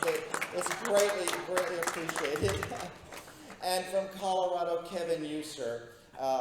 He is awesome. Every time I ask him to transport a fixture or merchandise, he is right there and ready. So a big thank you out to Kevin User. If you're listening and looking online, thank you, Kevin.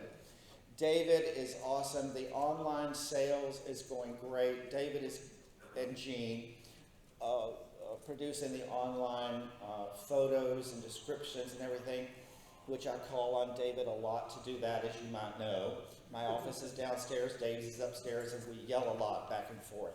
So the house is very busy when we're doing something like that. So thank you, guys. It's been awesome. Okay. Oh, we're not done yet. Sorry, I heard thank you. I was ready to go. He's hurrying me. No. Take your time. I have my Frosty. I don't need it. We want to continue to encourage rodeo directors, trustees to stay on top of those insurance certificates for your rodeo.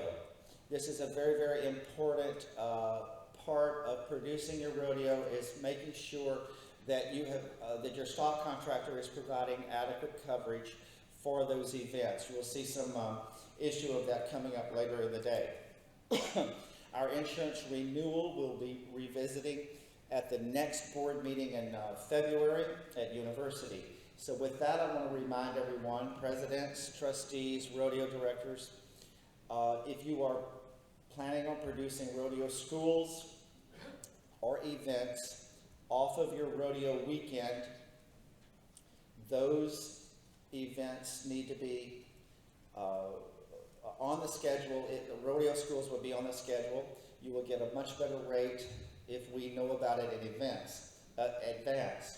If you have any events during the year that come up, we will work directly with you off the schedule with Caliph Insurance. They're very, very good and very affordable.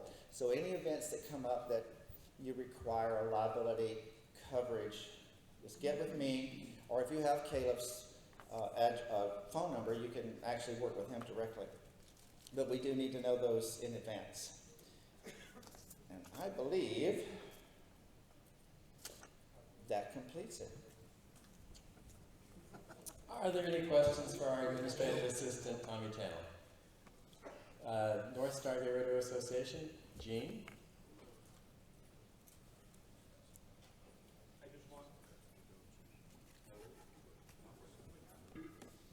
Maybe if I can. Whoa. Now you can turn it back down. Just want to make sure that there's a lot of stuff that you don't know happens in Texas with your merchandise, but I just want to make sure that everybody understands that I put that merchandise to get to rodeos wherever I can find an empty slot. Jason Bernard has called it because he had left his trunk open at the bar and then it was just in there. And Red River, not only candy, but they travel as a pack. So it's just wherever there's an empty slot. So keep in mind, I don't bring this up because they don't necessarily want or need recognition because they do it for me and I appreciate it. But do think about these associations that help us when they need help. Okay?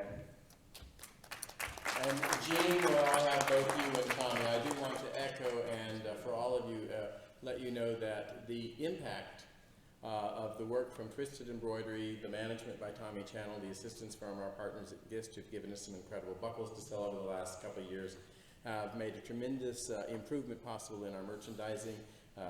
Jean for Twisted Embroidery, and the others. Thank you very much for that. And Tommy, thank you.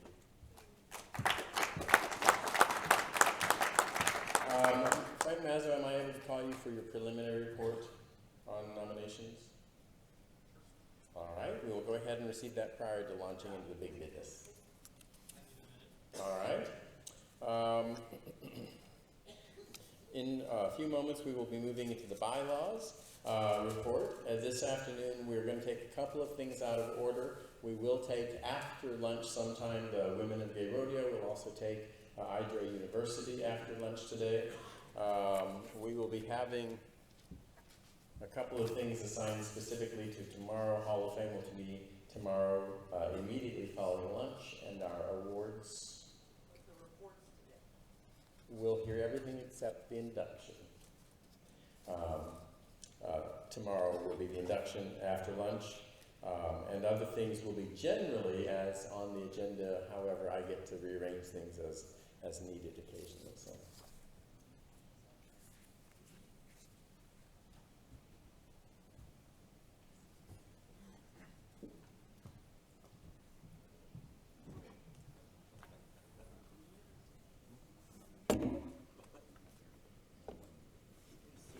Not sure how this is going to work, but I'll try.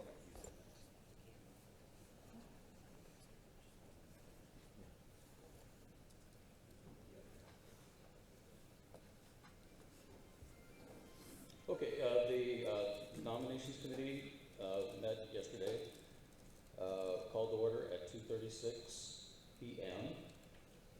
Total of 6 people were present, 4 voting delegates and 2 guests. The chair would like to thank the committee for their participation. The list of attendees was turned in to Patrick. The chair announced nominations received to date. 2 offices are up for election this year. For president, Bruce Grove was nominated and he accepted. For treasurer, David Hill was nominated and he accepted. There was 1 additional nomination that was received before the meeting, but the nominee has not accepted yet. And as soon as I get word, I'll let you all know who that is. The chair then asked for any additional nominations, but none were presented. The chair reminded everyone what the IGRA bylaws say regarding voting requirements. More than 2/3 vote are needed to pass bylaws, rodeo rules, and standing rules. Majority of votes are needed to elect officers and any other matters that come before the convention floor.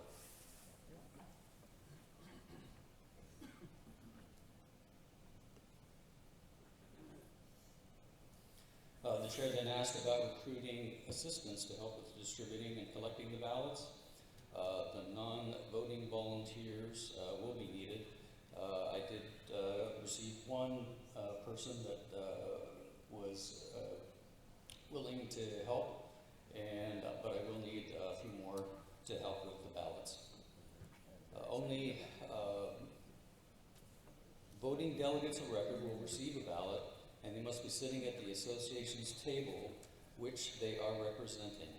The only exceptions would be the executive board sitting in front of the room, and individuals like Frank Harrell, who must be away from their association's table in order to fulfill convention-related duties. Although I don't think Frank is a delegate. Yes. You are, okay. Before voting takes place, there will be a final call for any additional nominations. Nominations will then be closed and ballots prepared. There will be separate ballots for each office or any other issue that comes to the convention floor. The meeting was adjourned at 2:48 p.m. Respectfully submitted, Frank Meza.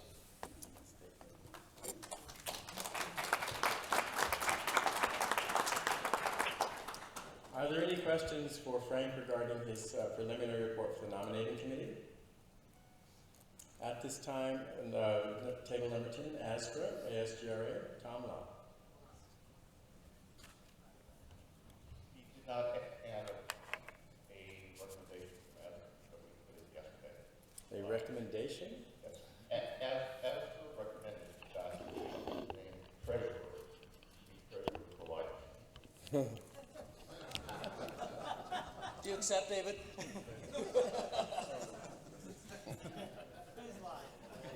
I appreciate the sentiment, Tom. I believe he's already pretty much committed to that. Are there any other questions for Frank regarding the nominating committee's preliminary report? At this time, the additional nominations for the office of President of the International Gay Radio Association is open. Are there any additional nominations? Any additional nominations? Those nominations will remain open until just prior to balloting tomorrow. You may see Frank privately between now and then, or you can decide tomorrow when we call for them again. Are there any nominations for the office of Treasurer of IGRA? Any additional nominations? The same, those remain open until tomorrow just prior to voting, and you may either see Frank or wait until that time to declare your candidacy. Frank, since I have established the precedent, please know this is not a bribe. You get a frosty. Thank you. Thank you.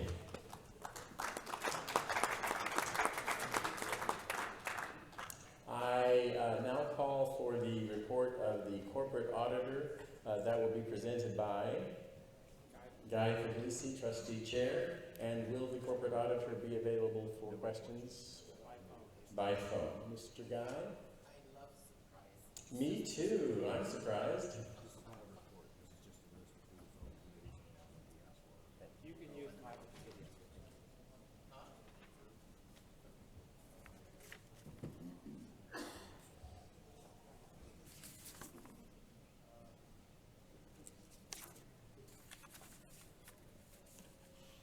I hear a yes. Can we address that, please? Eric, there's a background sound. Can we eliminate that, please?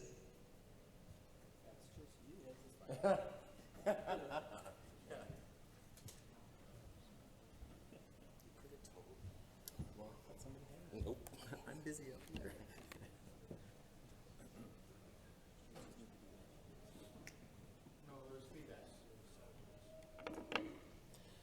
Okay, Ed's report covers the period from June through October. 5 months were reviewed.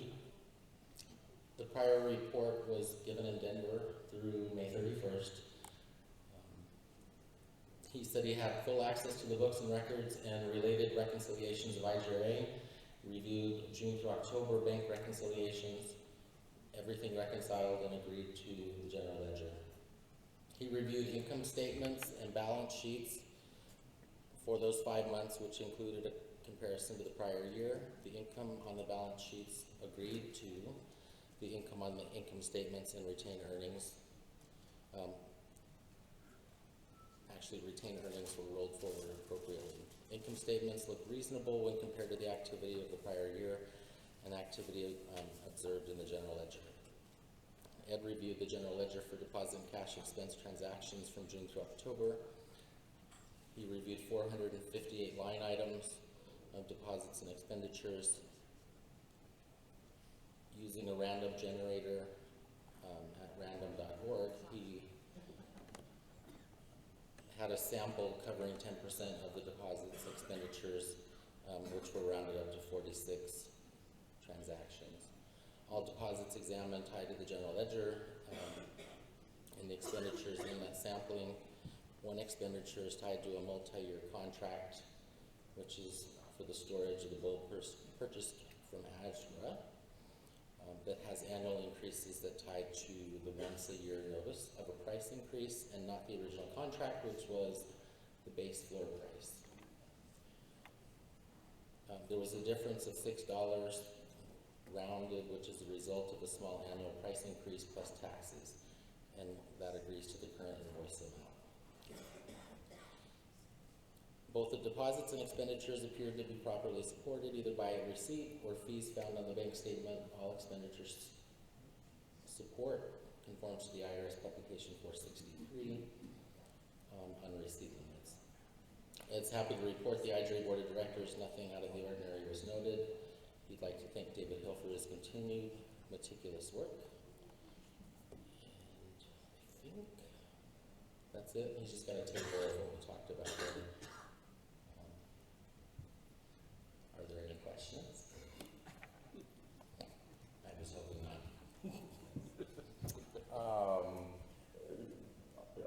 understand there are no questions. However, Ed, I know you're here in David's ear. We appreciate your service to IGRA as our auditor, and thank you for your care in overseeing our treasurer's work. David, I can't believe you were sloppy enough that we had a $6 variance that had to be covered.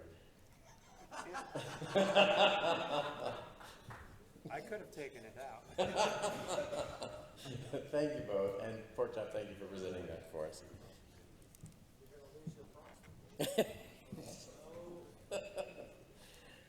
At this time, I will call Benjamin Avant, Bylaws Chair, and we will begin the process of reviewing the bylaws proposals. Be a little more cheerful. This is not going to be bad.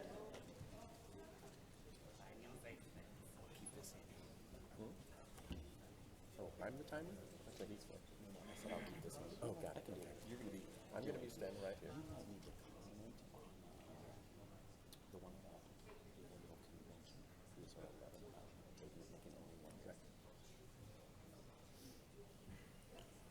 Can we have the report on the screen? Good morning. Good morning. Oh, somebody's awake. Good.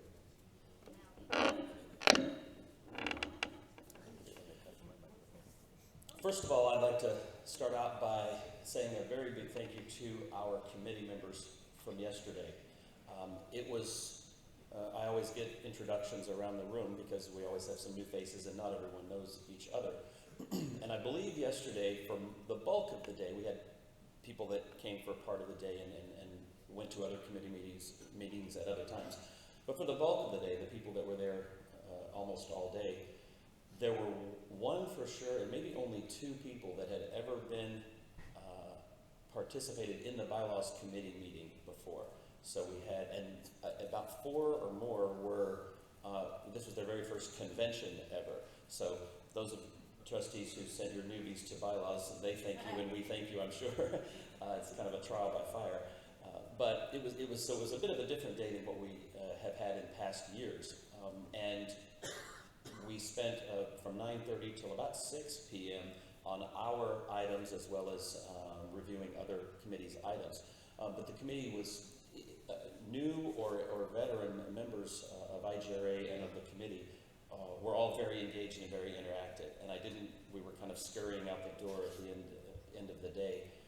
So I didn't say a proper and full thank you. So on my behalf and on behalf of IGRA, I really do appreciate all the hard work that all of you put in on the committee, because it's not easy, the stuff that we do, as those of you who are on any other committees know. With that said, we started off with the advanced proposals that were received in the packet prior to committee. We had a couple of new items, and then, as I mentioned, we reviewed items from other committees and gave them some great recommendations on how to ensure that their bylaws or rodeo or standing rules were in such a form that they would not cause problems or interpretation issues later on. So that was our business throughout the day. With that said, we have on this report, but per Frank's request, we have some items that the committee recommends for consideration by this full body, by the convention. And those we recommend that we review those one by one. Before we get into that, I guess I would ask any questions generally before we get into any of the items themselves. Any questions for me or our committee? And we were working as late as this morning on break, so again, thank you for the committee. With that said, I'll turn it over to the president. We will ask for consideration one by one of those items. Frank, I do have them on separate files on there if you prefer, instead of this. We are going to start with one. BSR 01, regarding Article 10 trustees. You have it before you. Please review it. You see there is one additional sentence at the end of the paragraph proposed for inclusion.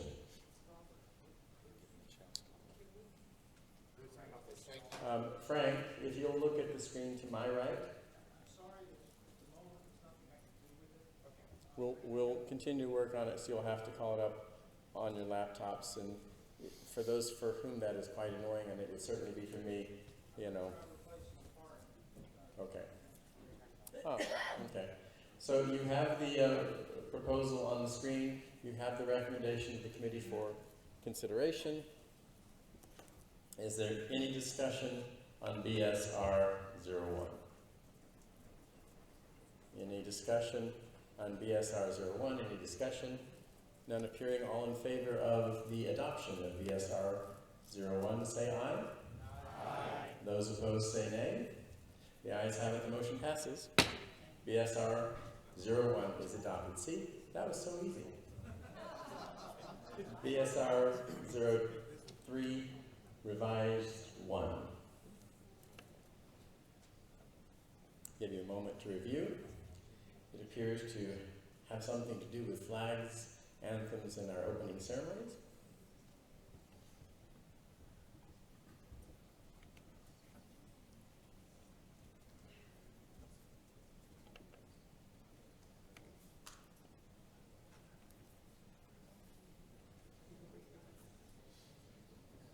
The more you whisper, the more I think you're ready.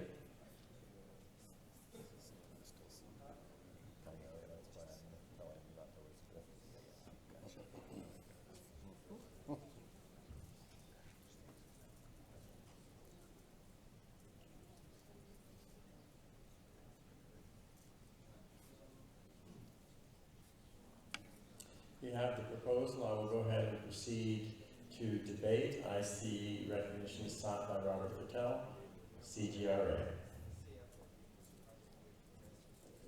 Eric?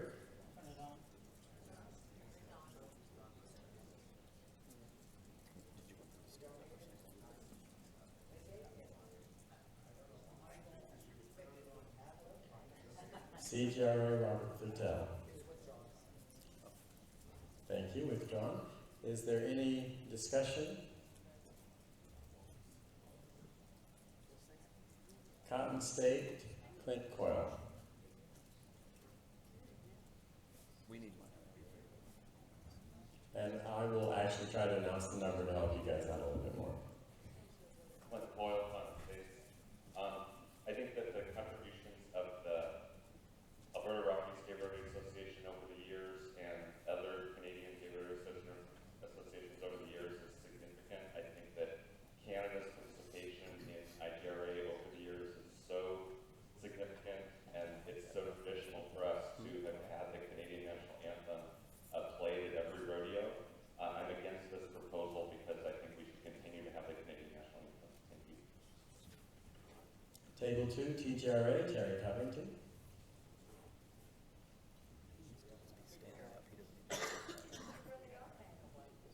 How many microphone runners do we have? One for each aisle? Thank you. I'm also against this. We still have a lot of Canadian competitors. Yes, we're having to compete under a U.S. association, but they are still Canadians. It wasn't their choice to lose their association. And hopefully they'll get something formed in the near future or over the next year. And I think it'd be a slap to our Canadian competitors to take their anthem and their flag out of our association. Is there any further discussion? Any further discussion? Any further discussion on agreeing? We'll proceed to vote on BSR 03. All in favor, say aye. Aye. Those opposed, say nay. Nay.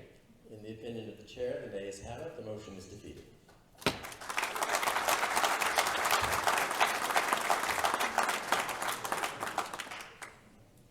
We will call up the next item. BSR 04.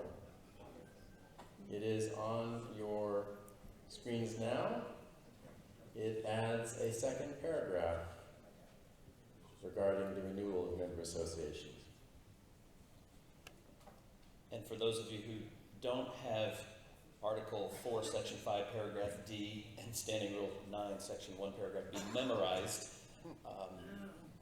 this was a request that when membership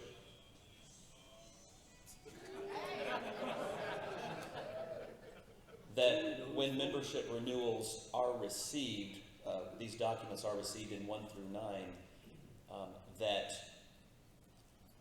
two conditions. The first one, the Article 4, Section 5, Paragraph D, that's a stipulation that of the number of members, the 20 members plus the 10 within your region, and that the membership list must meet the formatting requirements in the other section. So basically, it's bringing that consistency into membership renewals that already exist for existing memberships, the two things that they must do. If anybody needs further clarification, feel free to ask, we can pull it up.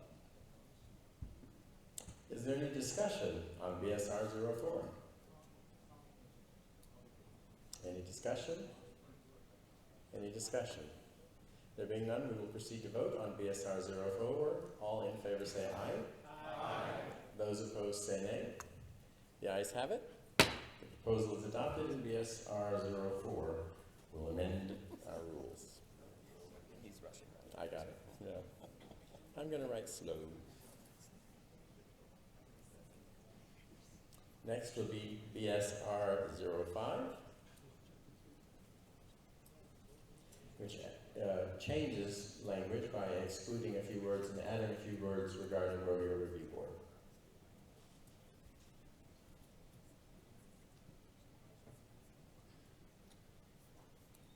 Go ahead. We'll also ask the secretary, if this does pass, we'll ask the secretary to remove the comma after rodeo. Is there any discussion? Clint Coyle, Cotton State Gay Rodeo Association, Table 18.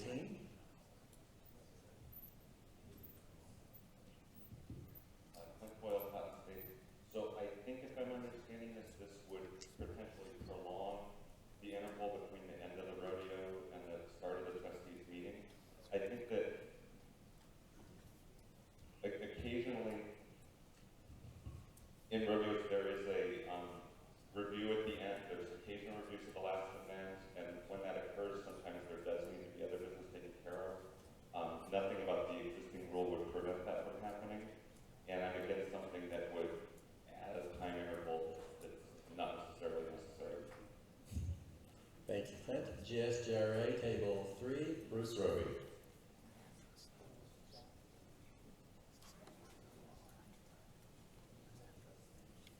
Good morning. Ruby's here.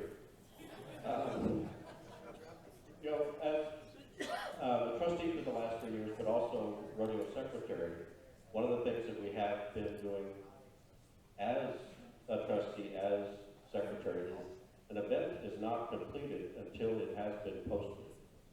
So when it comes to the review process, you have 30 minutes from the time the event is posted to file your review. Now, in most rodeos, when you do rough stock at the end of the rodeo, i.e. bull riding, things like that, it's a very minimal time frame to operate the paperwork.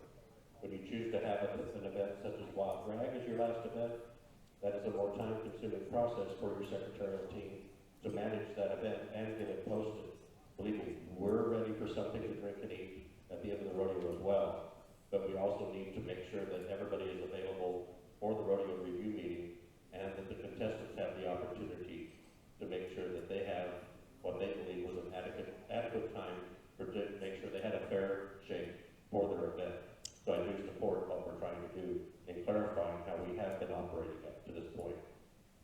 Table 11 in GRA, Guy Puglisi. Bruce covered most of what I was going to say, but just to be clear, as trustee chair, we've been doing this for the last 2 years already, so nothing's really going to change. It's just codifying our practice. At the front table, IGRA Secretary Ron Trusley. I believe this is the proposal I submitted, and the whole reason is there is another instance in rodeo rules, I believe, that already says the review board will meet 30 minutes after the final results have been posted. This intent is to bring it into compliance so it's not saying two different things and the trustees are confused as when they should be. Is there any further discussion on the proposed change? Any further discussion on the proposed change? You're last, but I got you. That's why I keep nodding at you. Any further discussion on the proposed change? Clint Coyle, Cotton State. Clint Coyle, Cotton State. After these clarifications, I would Thank you, Clint. Any further discussion? All in favor of the proposed change BSR 05 say aye. Aye. Those opposed say nay. The ayes have it. The proposal passes. That is why we have discussion, my friend. BSR 08.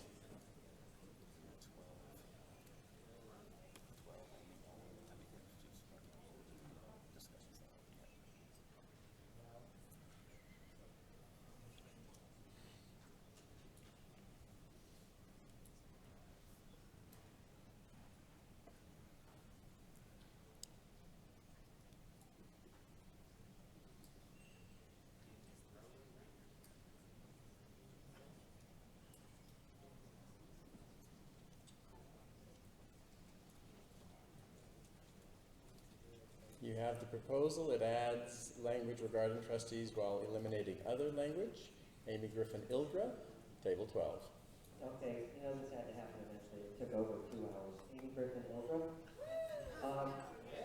I fully understand the pre-existing part with respect to alternate trustees not participating in EPRC meetings. Those are confidential. It's been that way since the beginning of time. However, as someone who's served as an alternate trustee off and on for over 20 years, I find the other items, B and C, to frankly be offensive.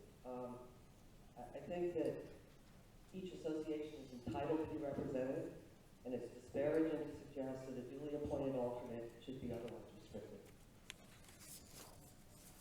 Is there any further discussion?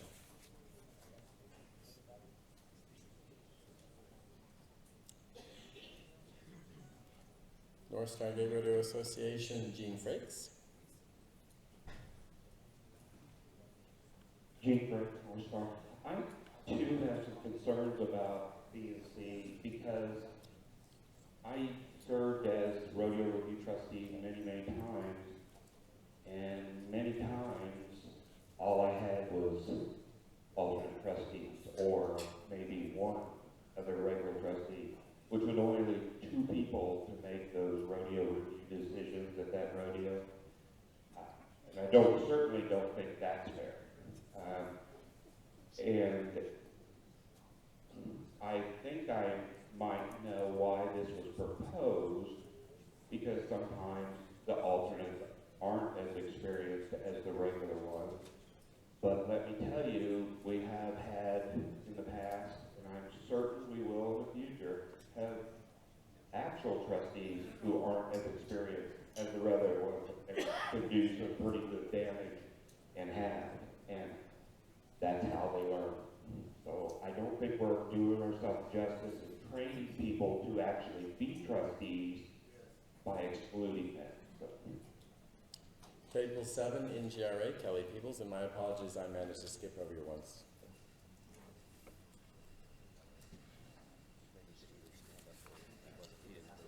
Yeah. A reminder, please stand when you're called. It'll make it easier for them to find you. Kelly Peebles, IGRA. I've been an alternate trustee in the past where we had no trustees present. We had a total of 3 alternates for that rodeo. And like Dean was saying, I think what this is trying to get at is sometimes we don't have people that are necessarily disqualified. I think sometimes an alternate is a fresh pair of eyes and they're good to have on the team. And perhaps the best way to address these concerns is to have some sort of review trustee certification at university for both trustees and people interested in being alternate trustees, going forward. Table 18, Cotton State, Bill Roth. I just agree with all of that. It's the same thing. We need to pick good trustees and thank you. Table 19, Keystone Gay Rodeo Association, Michael Norman. Yeah, this is Michael Norman, Keystone. Could we do a friendly to remove item B and C from item number 1 in the proposal? I'd like to address that. I'm sorry, Michael. I'm not sure I heard exactly what you said. Could we strike item B and C from item 1? We could if there were a motion. I still make that motion. There is a motion to amend the proposal to strike B and C from the proposal. Is that correct? Michael? Yes. Is there a second to the motion to amend? I hear a motion and a second. Just a moment, let me catch up.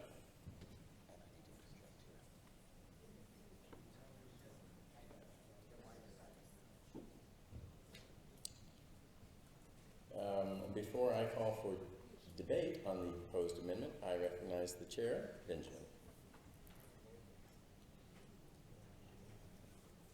That motion has the exact same effect as defeating the current proposal. The only difference in the bold paragraph C and the underlined paragraph C are items B and C. So it might be a bit out of order, but it's at best meaningless, because the same effect of that would be to defeat the current motion. So you might want to go back to the individual who proposed it. No, I'm not going to do that. Okay. I'm simply going to rule that it is an amendment with no effect and it is therefore out of order. We resume debate on the proposed amendment BSR 08, and I recognize CJRA Robert Purtell. Roger. Okay, Jack. Jack Gordon, CGRA.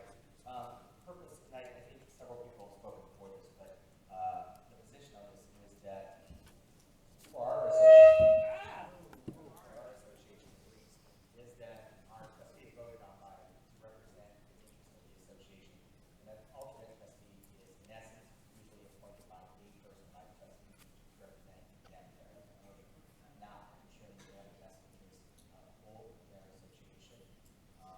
We've had some situations this past year that turned out very challenging, should I say, where alternate trustees made an attempt to. Okay. We can't hear you, Jack. Where trustees made an attempt to interpret a rule that really affected the outcome of 2/3 of the rodeo.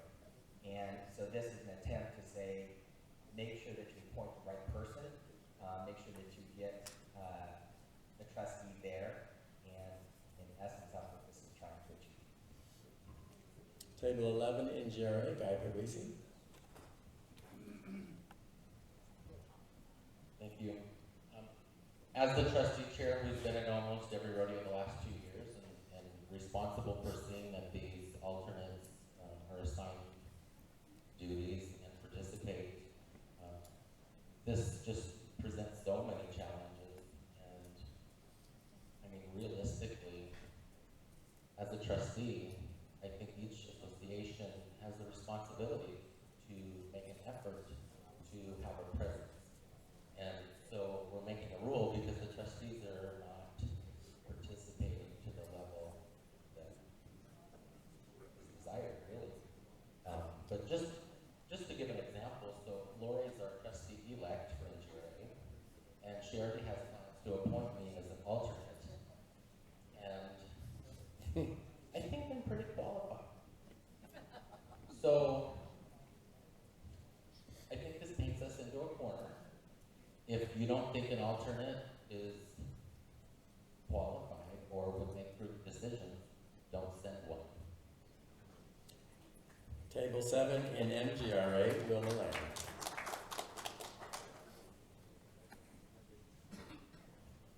In MGRA, Wilma, I really believe that the alternate that is sent there really needs to have the ability to do what the trustee would do. I filled in for Brian because he could not make it to the meeting, and I need to have the right to have that vote. I need to represent that association just like he would. And he's not going to ask me to come in and fill his spot if he didn't think I was qualified. So we need to give that alternate the same power as the trustee for that rodeo so that all contestants will be represented at that rodeo. Thank you. Table 1, CJRA Roger Jack. I'll be whoever you want. Robert Purtell, CGRA. You know, the intent of this, and it did come out of CGRA, We want more of our trustees at the rodeos.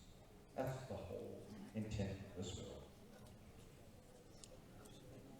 I saw a paddle at table 19, 14. Candy Pratt, call the question. That is at present out of order. We have 1 minute and 58 seconds of debate remaining. But I'll be back to you in 2 minutes. Is there any further discussion? There being no further discussion, we'll proceed to vote on BSR 08. All in favor of the proposal say aye. Aye. Those opposed say nay. Nay. Before I answer, don't try that trick on me. Say it all in the same voice, and I'll judge fairly. If I get it wrong, we'll talk. The nays have it. The motion is defeated.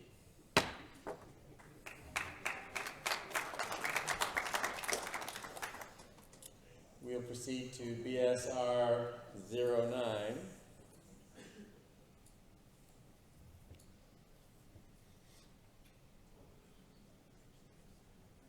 Addition of language regarding disputes under the trustees.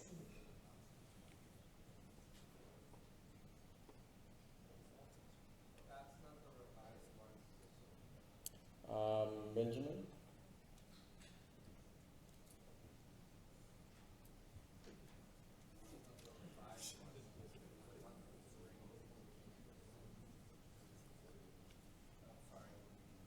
I understand it is in fact the correct one. We'll proceed. BSR 09, is there any debate? Any debate? Any debate? None appearing, we'll proceed to vote on BSR 09. All in favor say aye. Aye. Those opposed say nay. The ayes have it. The proposal is adopted. BSR 10. Changes with regard to parade and grand entry.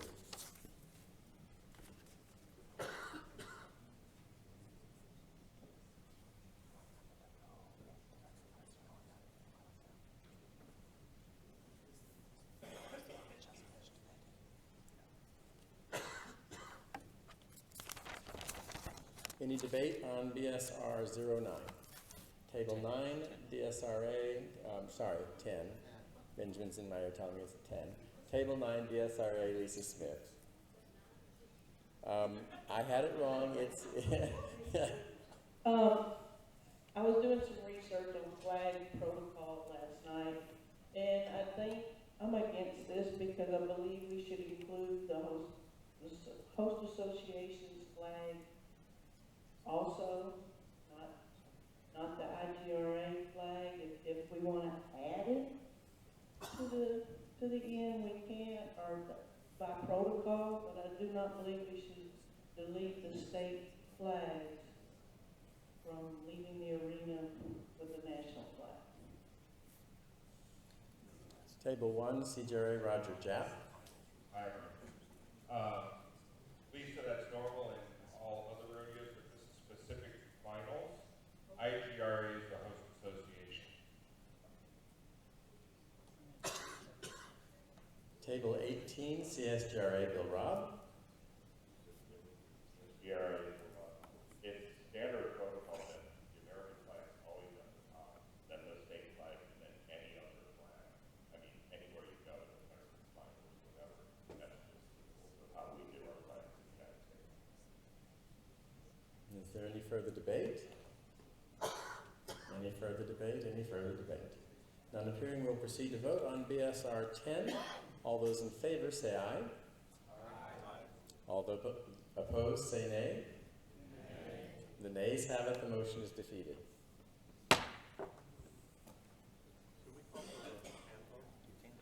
You certainly may if you wish. GSGRA has called for a count by hand. I will ask our Vice President to assist in the count. I will ask our Secretary, can you, or do you not feel that you have a time run? Can you count or not?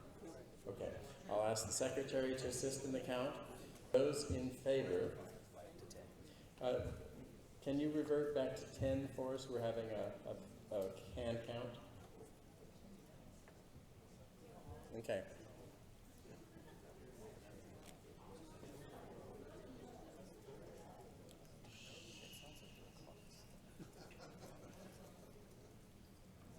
Those in favor of adoption of BSR 10 will rise, delegates only, in favor of BSR 10. And if you're up here and you're not in favor, please raise your hand because the rest of us are counting. If you're in favor, raise your hand.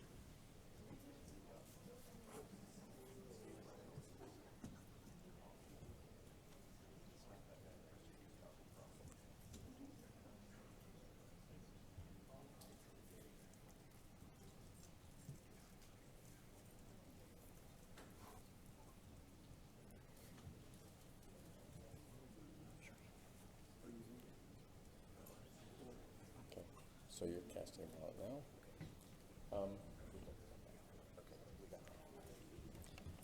You may be seated. Those opposed to BSR 10, please rise. Please rise.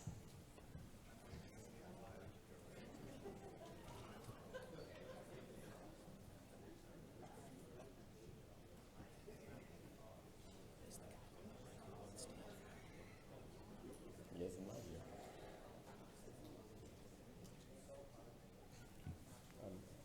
Please note that we have one who Tara, she's just in front.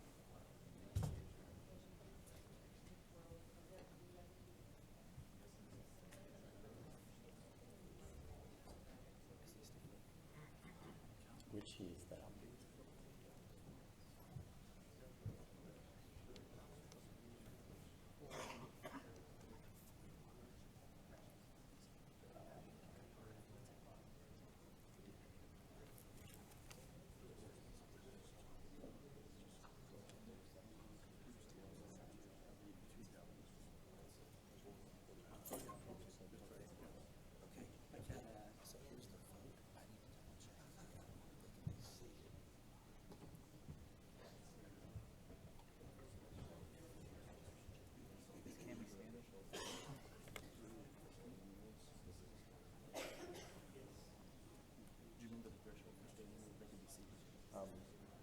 Standing rule is 1/2, 2/3 of the rodeo rules. You may be seated.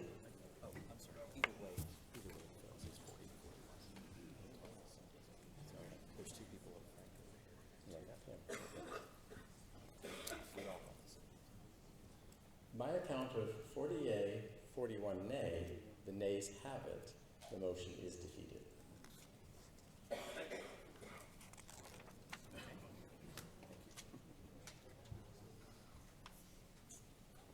BSR 11, regarding annual convention and when IGRA would be expected to take over the management thereof.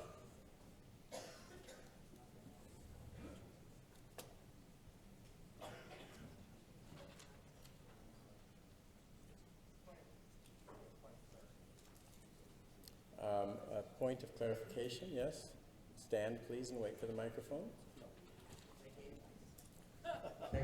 Well, then, since you have it, you may use it.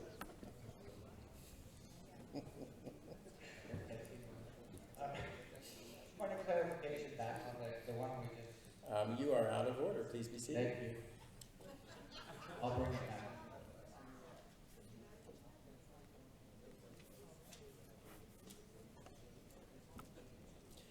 Is there any discussion on BSR 11?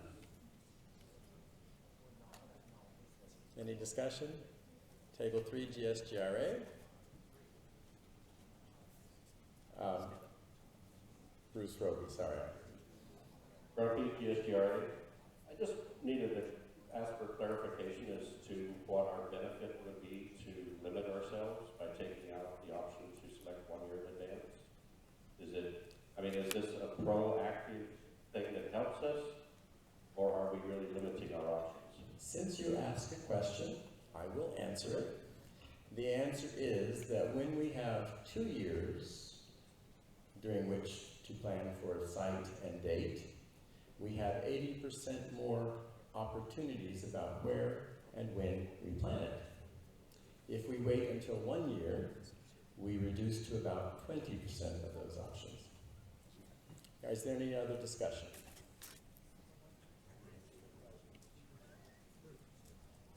Any other discussion?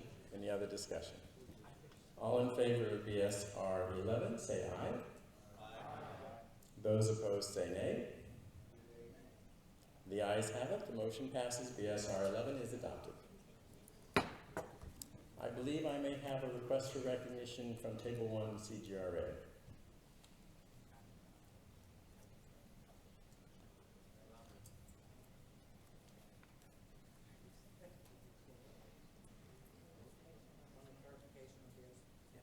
On 10, you may know, you may speak to that, yes. The delegate count was 82, and it was, didn't quite get your vote count. 40 to 41. The count was 40 yes, 41 no. And obviously an abstention? It is not obvious to me whether a delegate was in the room or not. I only know what the votes cast are, and the rule is that the majority of votes cast must be in excess of 50%. Just one clarification on the numbers then? There you go. I'm told that it was a standing rule, not a rodeo rule. Standing rules? When did you do that? These people did right here. In any event, they now tell me that standing rules are also a special majority required of 2/3, and it would have failed in any case.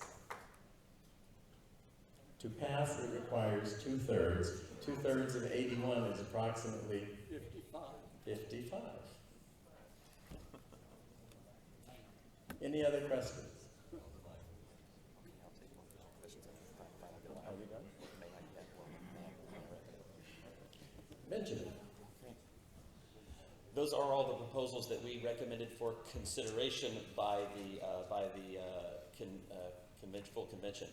Once again, thanks to all the hard work, and because of our 8+ hours yesterday, we've kept this to, I don't know, what, half an hour today? So again, thank you, Bylaws Committee.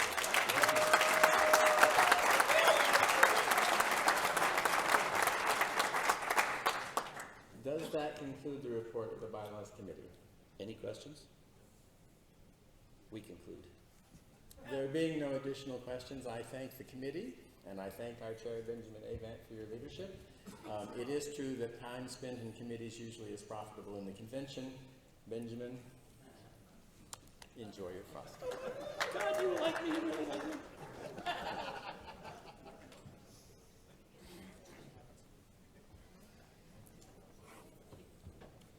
Is the rodeo committee prepared to proceed? I will probably interrupt you at some point to see other things. We will begin with the rodeo rules committee, and this I know is 2/3.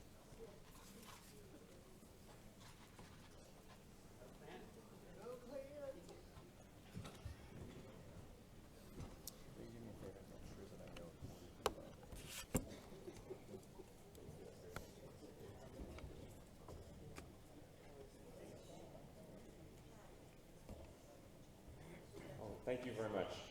I want to start off by thanking everybody who participated in the committee. There actually were several ways to participate in the committee. Everybody who sat it out with us all day yesterday. Some of you popped in and out to go other committees, but as Bruce was mentioning, we did a lot of good work in the committee that is going to save us time and effort here on the convention floor today. And so hats off to those of you that really worked with us to really grind through these proposals and present a package of proposals that we think are ready for review. So thanks to everyone.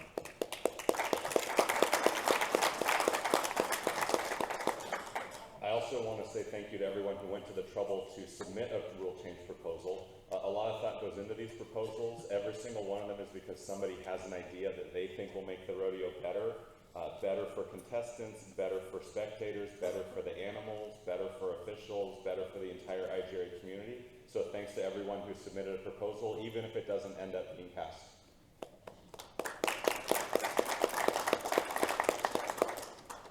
This year our committee met. We reviewed some ground rules first for the meeting, and I think that that really was highly successful. We agreed as a group that we were going to proceed in a respectful manner, that our goal was to hear everyone's ideas. We wanted as much input as possible, and throughout the day we really stuck to that, and I think it came out that we heard lots of different positions. Everybody had a voice, and that's our whole goal. So thanks to everyone for participating that way. This year we reviewed 12 separate rule change proposals, and we have a total of 9 that are here for your consideration today. There are a few rule change proposals that Go ahead. There are a few rule change proposals that affected a particular committee in its entirety, and so you're going to hear a couple of rodeo rules change proposals that are going to come through the other committees, and that's consistent with our bylaws. Of note, last year we reviewed 36 rule change proposals. This year we received only 12. And last year I brought to you 21 rule change proposals for the convention floor. This year we have only 9. So we actually had I think a little bit of focus. There's maybe a suggestion that the rule book is close to being correct and right. We did also review, one of our charges is to look over all the rodeo reviews from the previous year. A review could indicate that there's a gap in the rules that needs to be addressed. We reviewed 15 rodeo reviews that had occurred throughout the year. Of note, that's approximately half the number of reviews that occurred the previous year. So we actually had substantially less rodeo reviews during the rodeo season. And again, I think that speaks to the hard work that's gone on in convention in the past several years, that I think the rules are more clear, they're more aligned, they make sense, and they're fair for everyone, and so less reviews were necessary. So again, thanks to people from previous years that have worked on this. With no further ado, I would like to actually go slightly out of order. I would like to not do RR1 first, which is related to shoot dogging. I'd like to get a little bit of momentum going with some of the other ones first. So let's do RR 02.2, please.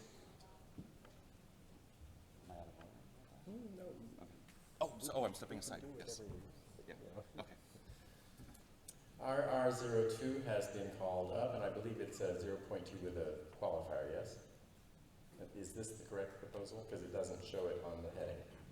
Yes, the file. Some of the file names have some extensions, but the overall proposal is RR02. All right, and Frank, I trust you're attended to that, and sorry, you can keep me on track for that. Sure. Is there any discussion on RR02 as proposed? Any discussion on RR02? Any discussion? None appearing, we'll proceed to vote. All in favor of RR02, say aye. Aye. Those opposed, say nay. The ayes have it. RR02 is adopted.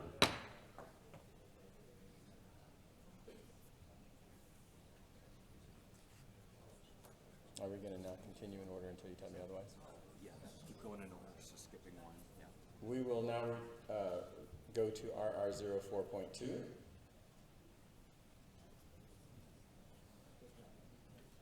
Regarding warm-up arena. Horse will be an addition with changes in language.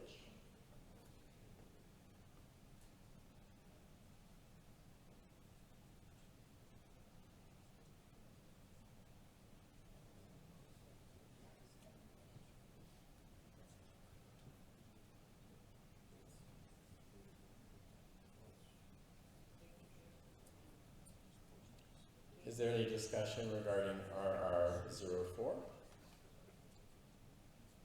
Any discussion? Any discussion?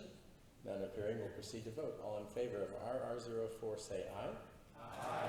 Those opposed say nay. The ayes have it. RR04 is adopted. RR05.1.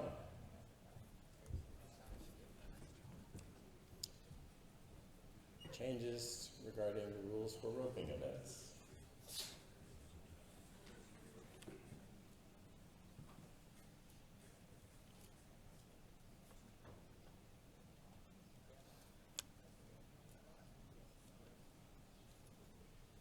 Is there any discussion? Table 12, IGRA.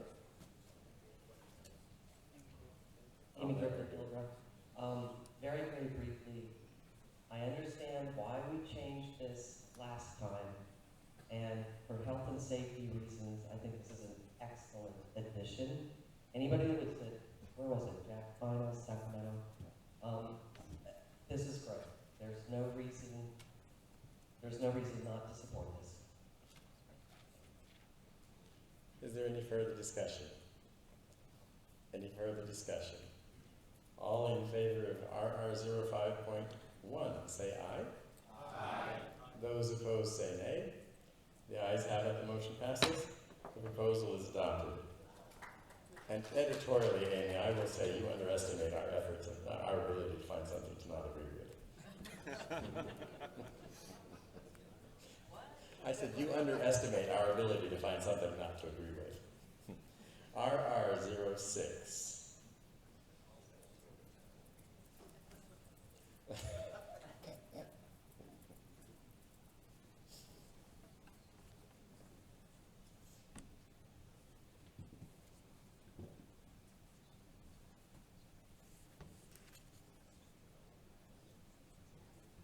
Is there any discussion? Table 12, IGRA. Okay, it's me again. Can somebody explain? This is similar to all around, right? So why wouldn't we want the contenders to place in 3 out of 4 categories? This says place in 2. Any further discussion? David Lawson, GSGRA. David Lawson, GSGRA. This brings the year-end all-around award in line with each rodeo year all-around. So the year-end, and as it stands right now, the year-end is not necessarily someone who has won all-around multiple times throughout the year. So it just makes them the same. Table 14, Red River, Candy Cracked. Hall of Fame, Cowboy.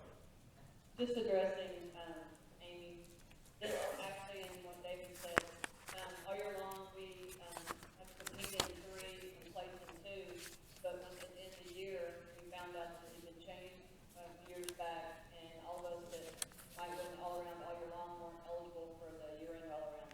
So all this does is copy the current rule for all around at every rodeo. Is there any further discussion? Any further discussion? Any further discussion? None appearing, we'll proceed to vote. All in favor of proposal RR06, say aye. Aye. Those opposed say nay. The ayes have it. The proposal passes.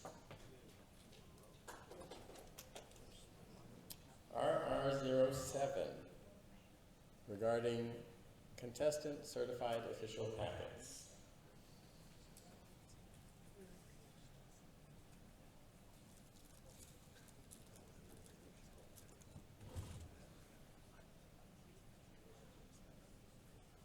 Is there any discussion on RR07? Table 1, CGRA, Robert Thurtell.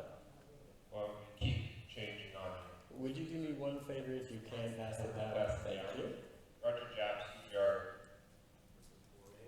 Yeah, can we work on that feedback, please? Get rid of this microphone. I have some too, and I know, yeah.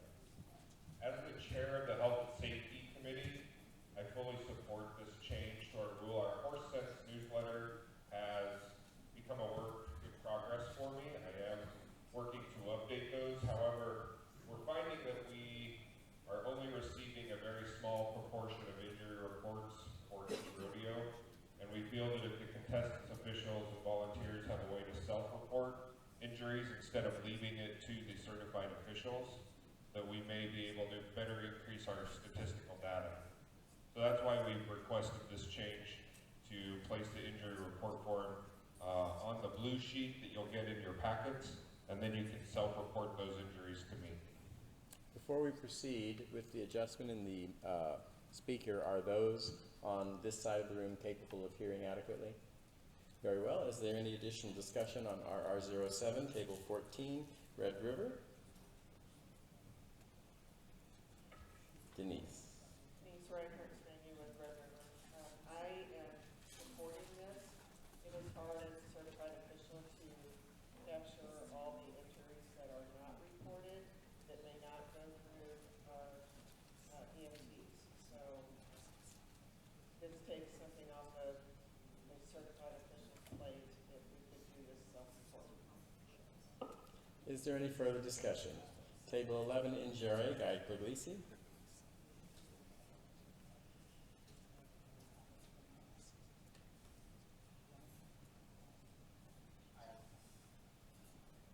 Eric, can you make him live? I think. There we go. Got it, thank you. I fully support putting the injury report in the contestant bags, but I think the practice of putting the map in the contestant bags is archaic. I think most of us use our phones, and we do have a medic on site. I just think it's extra work, and I think most of us don't look through those bags until Monday morning anyway.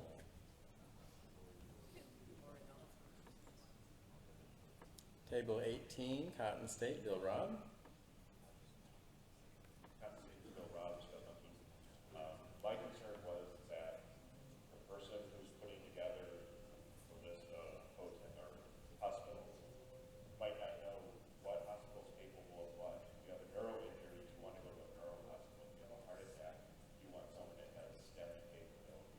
So if you go to the wrong hospital, it delays your treatment. So whoever's putting it together has to have all that knowledge as to where to go.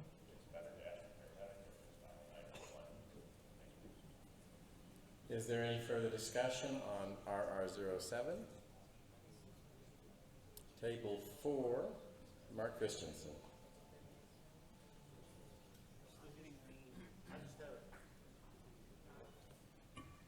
I just have a quick question. Is there any HIPAA violations to this? Is there anyone who's capable of answering the question? No, there are not. There's no personal information that is on the form. It's all just statistical.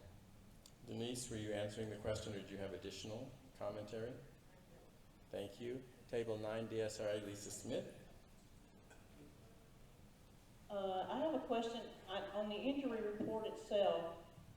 One of the first categories that you check off is a self-injury. So self-reporting, you can fill out that form as it is. If you want to report yourself as being injured, you don't have to go to the EMT to fill out that form. Anybody can fill out the form on themselves. So whether it's in the bag, on the back of the blue sheet, or whatever, doesn't matter. And also, I thought we also included the injury report forms down by the posting area. I don't know. Point made? Some says yes, some says no. That was a question. Okay, if you wish to answer the question, please rise. Get a microphone so we can all hear the answer. We do not post those injury report forms at the posting boards. In order, we will take Lori, then Frank for discussion. IGRA, Table 11, Lori King.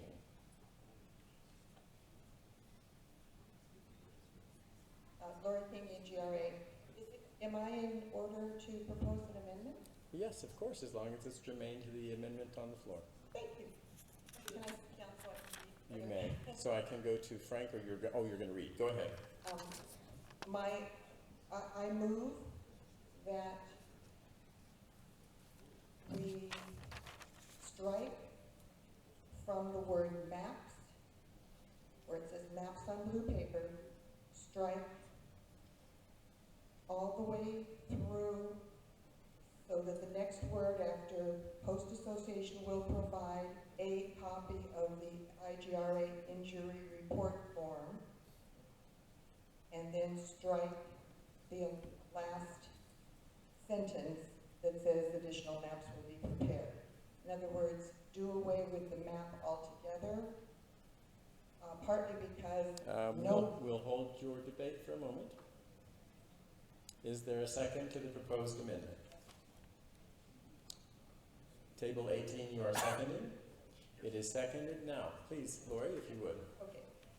So my reasoning is that having stuffed many of these bags and worked registration and seeing people getting their bags, typically people throw away the blue sheet, and it served its purpose when it was first proposed, and it's a wonderful thing, but now that we all have phones with GPS, people use their phones or call 911, as Bill Robb said, or talk to an EMT, and they typically throw away the blue sheet. In fact, frankly, about all they take from those bags is candy, booze, and condoms.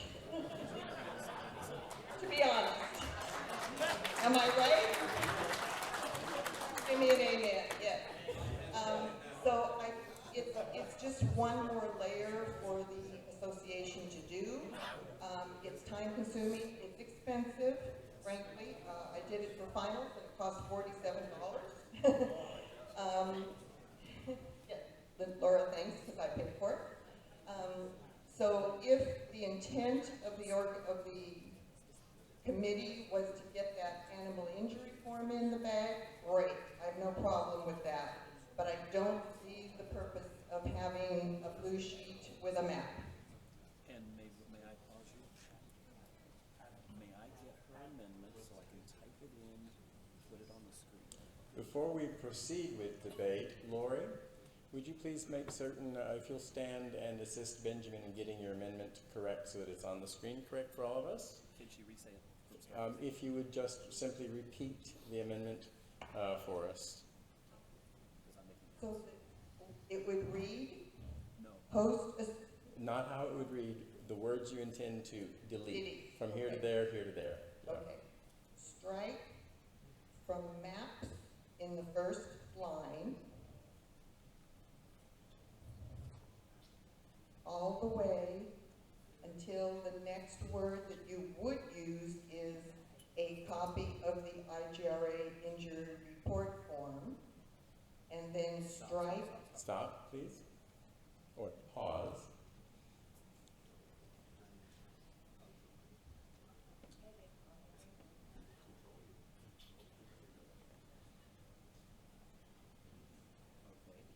You may proceed. And then strike the last sentence. So, give us a moment to refresh. Let's refresh, and let's see if that's what she wants. Oh, hold on. Yeah, we almost got there. Hold on.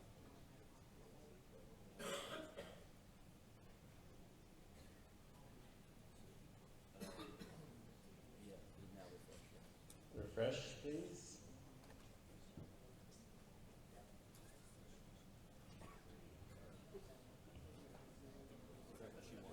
Laura, would you please confirm that this is your proposed motion, proposed amendment?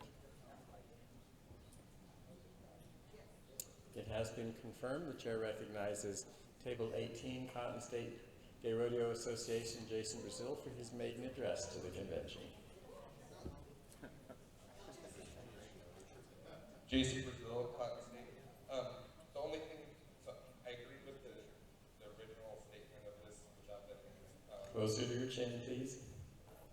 If you go to a lot of these rodeos, using Bay Area is one of them for the Guerneville Rodeo, there is no cell phone service. Zero when you go out there. And so you're relying on technology that's not there. When you have that there, somebody at least will have that there that can actually go and do it. So you at least have one resource there that isn't available with that technology. Table 2, TGRA, waiter.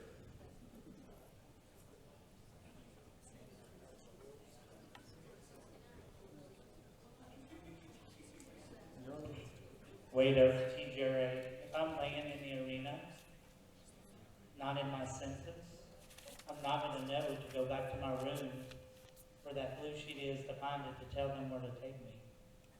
And I think that most of the hospitals and medical facilities across the country know me, and I know where they're at.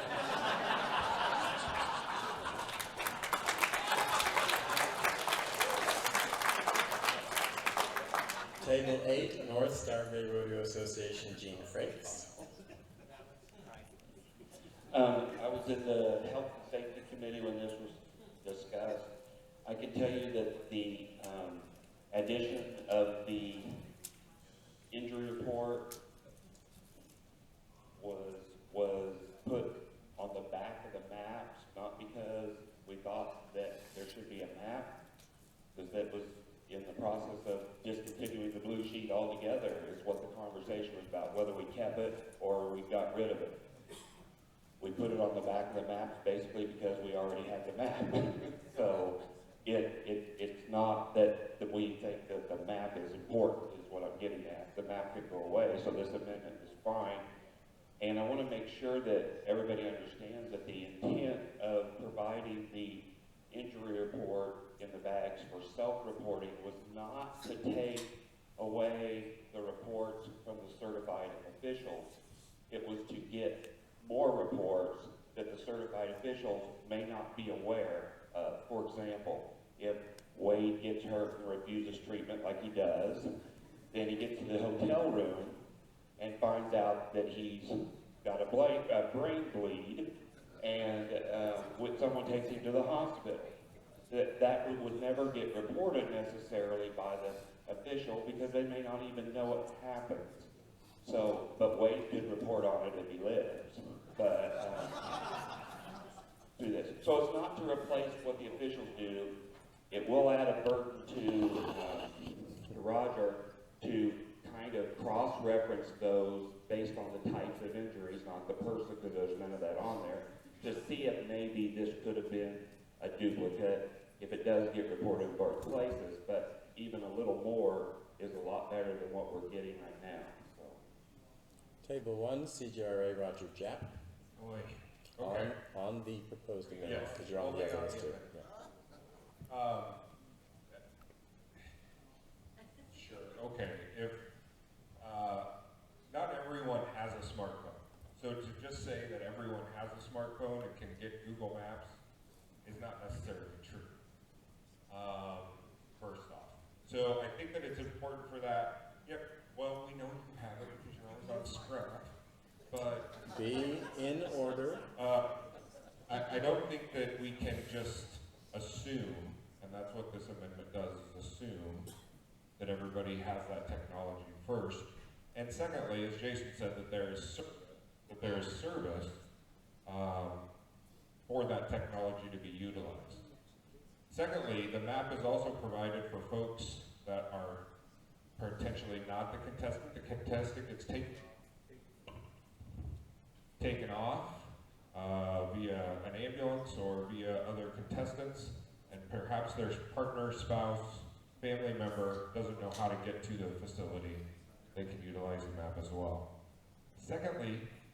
Thirdly, you're not saving any money. So if you're going to have to print out the forms, you're going to have to print them out either way. So it's a... No crosstalk, please. It's a negligible amount.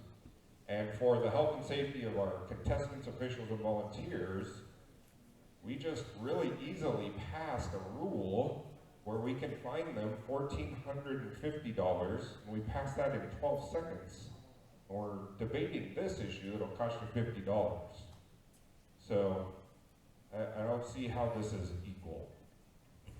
Table 9, DSRA Lisa Smith, who waves off her opportunity. To my left at the wall, IGRA Frank Harrell.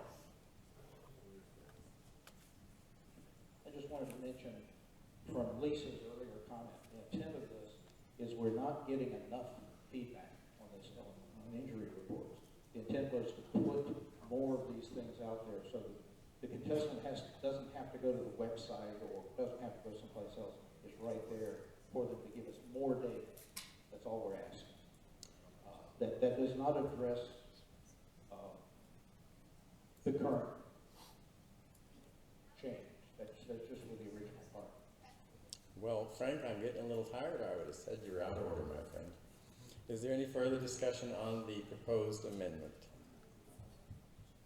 On the proposed amendment?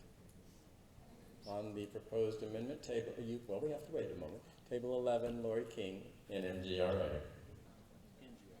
Oh, sorry, take the N out. Sorry, both of you. NGRA. We're in. I just wanted to say one quick little thing to Jason, and you brought up an excellent point about rodeo on the river not having cell service. And in that case, I would say that's what the EMTs are there for, to ask them where's the best place to go. Any further discussion on the proposed amendment? Ron Trusley and David Hill. They were given significant support by a number of volunteers. Laura Scott, Nancy Peoples, Kevin Stringer, Randy Edlin, Terry Covington, and Tamara Kelly, and DJ Eric.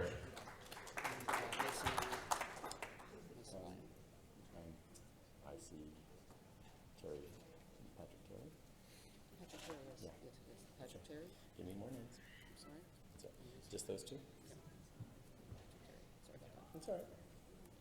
Also, we'd like to recognize and thank Mason Lyon and Hall of Fame cowboy Patrick Terry. Thank you to TGRA for the use of your flags today. We invite all of you to join us tonight for the Paladin Cocktail Party, which is a fundraiser for the Gay and Lesbian Rodeo Heritage Foundation, at which they will be recognizing their honor recipient for tonight. The cost of the cocktail party is $25 per person. It does include a few nibbles. It is a cash bar, and I remind you it's a donation to our charitable partner who supports us as we support them. I do encourage you to join me there. After which, and during which, we will have the step down of Miss IGRA, Madison Devereaux. The TGRA Austin chapter thanks you for supporting the Wings of Trivia last night. I myself had a delightful time. You might have seen it on the internet. And I wish to express my personal appreciation to my dance partner, Matt Country / Liz McDonald. A big thank you to the IGRA and TGRA royalty teams for working the event and helping raise a significant amount of money for the local community. A reminder that all IGRA awards will be presented tomorrow during the awards luncheon. If you are a delegate or alternate, you already have your access, your ticket for that, same as today's lunch. If, however, you are hungry today or expect to be hungry tomorrow and wish to dine with us, and you do not currently have a ticket, please see the convention staff and they will gladly take your money. With that, Mary, my thanks to you, and here's your frosty.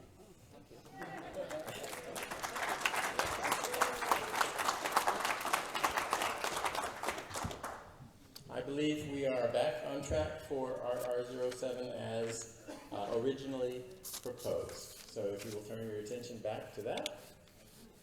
We have time remaining for debate. I had already had Frank Harrell to be recognized, but you had an opportunity to speak. Is there anybody else who wishes to address the proposal? Roger Japp, you are on. Thank you. With no further debate, we will proceed to vote. All in favor of RR07, say aye. Aye. Those opposed, say nay. Pretty sure that's 2/3. The ayes have it. The proposal passes.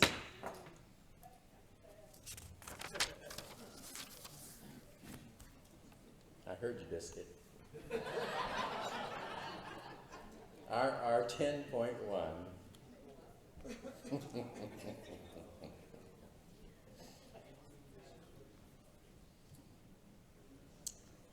Proposed new language regarding rodeo officials for World Gay Rodeo Finals.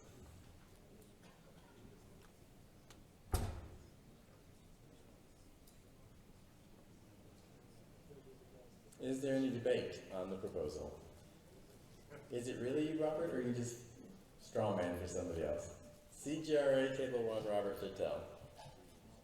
Robert Littell, CGRA. As the finals director 2 years ago, World Gay Rodeo Finals, this is already in a couple of places. However, they've added additional people, secretary, scorekeeper. The shoot coordinator and arena directors are already required.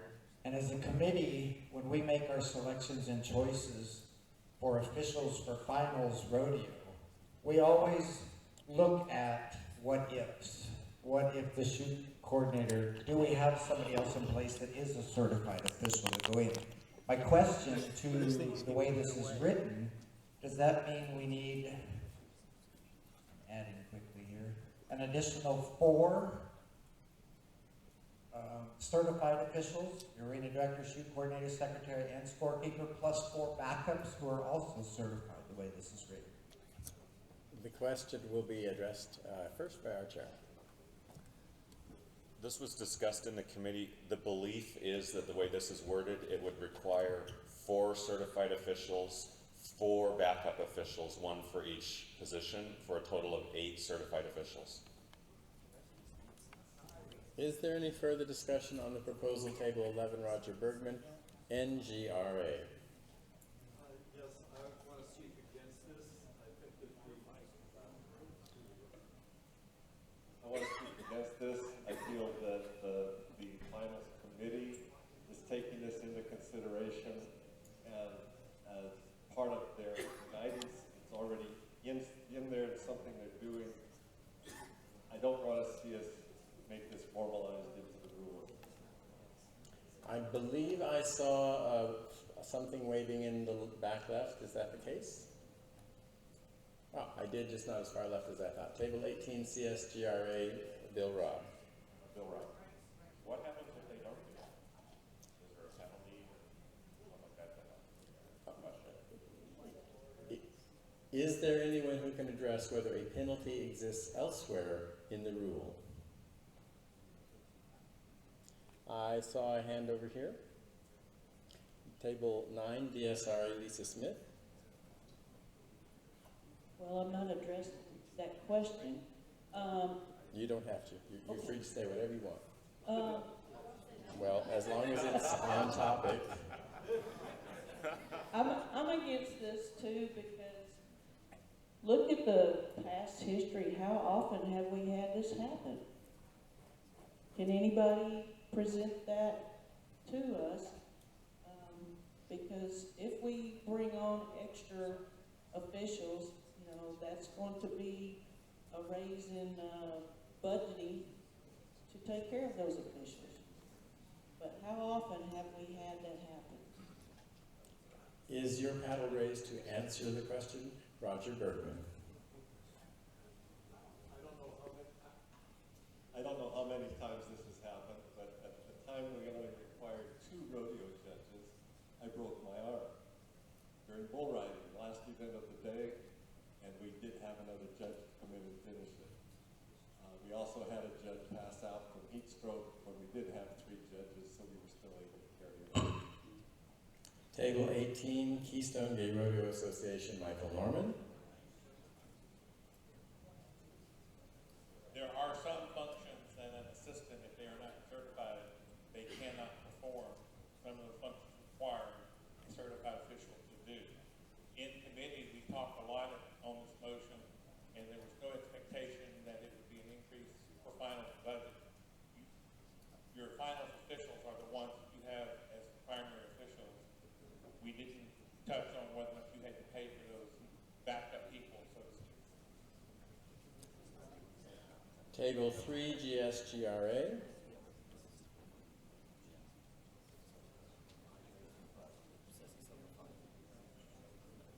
David Lawson, GSGRA. I just have a question.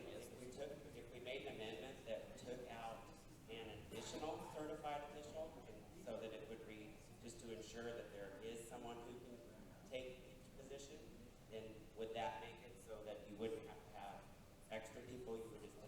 You could rely on people who were like double certified. To answer your question with regarding the addition of one word, I would say that I would rule, if it were asked of me, that that does not satisfy what you asked. It would not alleviate the requirement to pay for an additional person.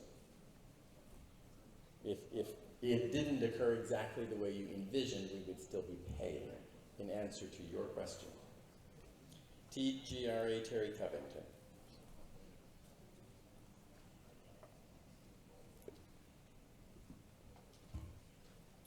I know this is going to be an additional financial burden on finals. If we made the certified official have their assistant as a certified official in that capacity, if we're going to pay for it, because the assistants already need to be there, and we're not paying for their room. And their responsibilities are tremendous. So if we made the assistant to that certified also is a certified official, then that would help. My wording probably not exactly correct on this, but. Table 1, CGRA, Jack Morgan. CGRA, Jack Morgan. The way this is worded, it says to ensure an additional certified official for each position is present. It doesn't say working. So if they're in the stands, how do we ensure they haven't drank? Also, this is very circumstantial. If you look at the people that's requested, it doesn't say judges, it doesn't say auditor, it doesn't say auditor because there's only 3, it doesn't say judges because there's traditionally 4. What if there's only 2 invited? So this is a very incomprehensive rodeo rule, and CGRA would ask you to vote against it. Table 14, Red River Rodeo Association, Denise Reinhardt Stangy.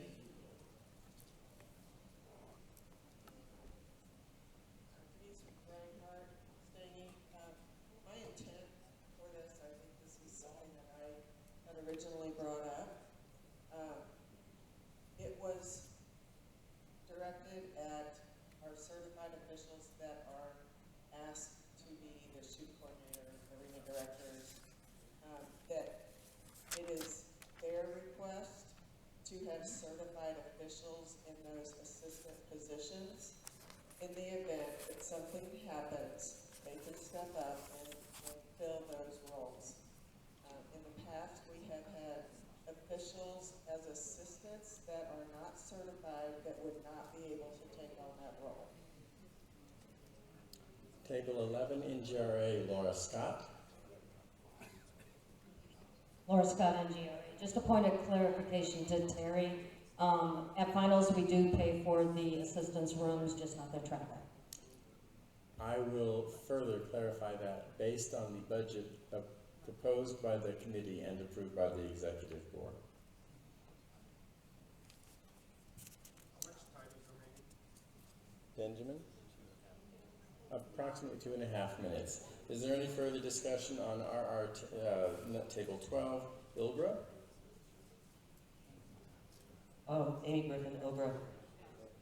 My impression of this is that if the finals rodeo director invited Jeannie McLeod to be arena director and James Jenkins to be assistant arena director, if something happened to incapacitate Jeannie and James was upgraded to primary arena director, that he or she, depending on the day, might then be eligible for some sort of travel assistance. Is that correct? I would rule, if such a question were presented to me as a presider, that the proposed amendment does not truly address that eventuality of somebody moving from an assistant to an official. So whatever the thing already says, regardless of whether they shift, is what it says. Any further discussion on RR 10.1? Any further discussion? Any further discussion? There being none, all in favor of the proposal for RR 10.1 say aye. All those opposed say nay. Nay. Biscuit, am I okay to call this one a no? The nays have it. The motion is defeated. It is 7 minutes before 12, and rather than make you work to the very finish line, I'm feeling generous.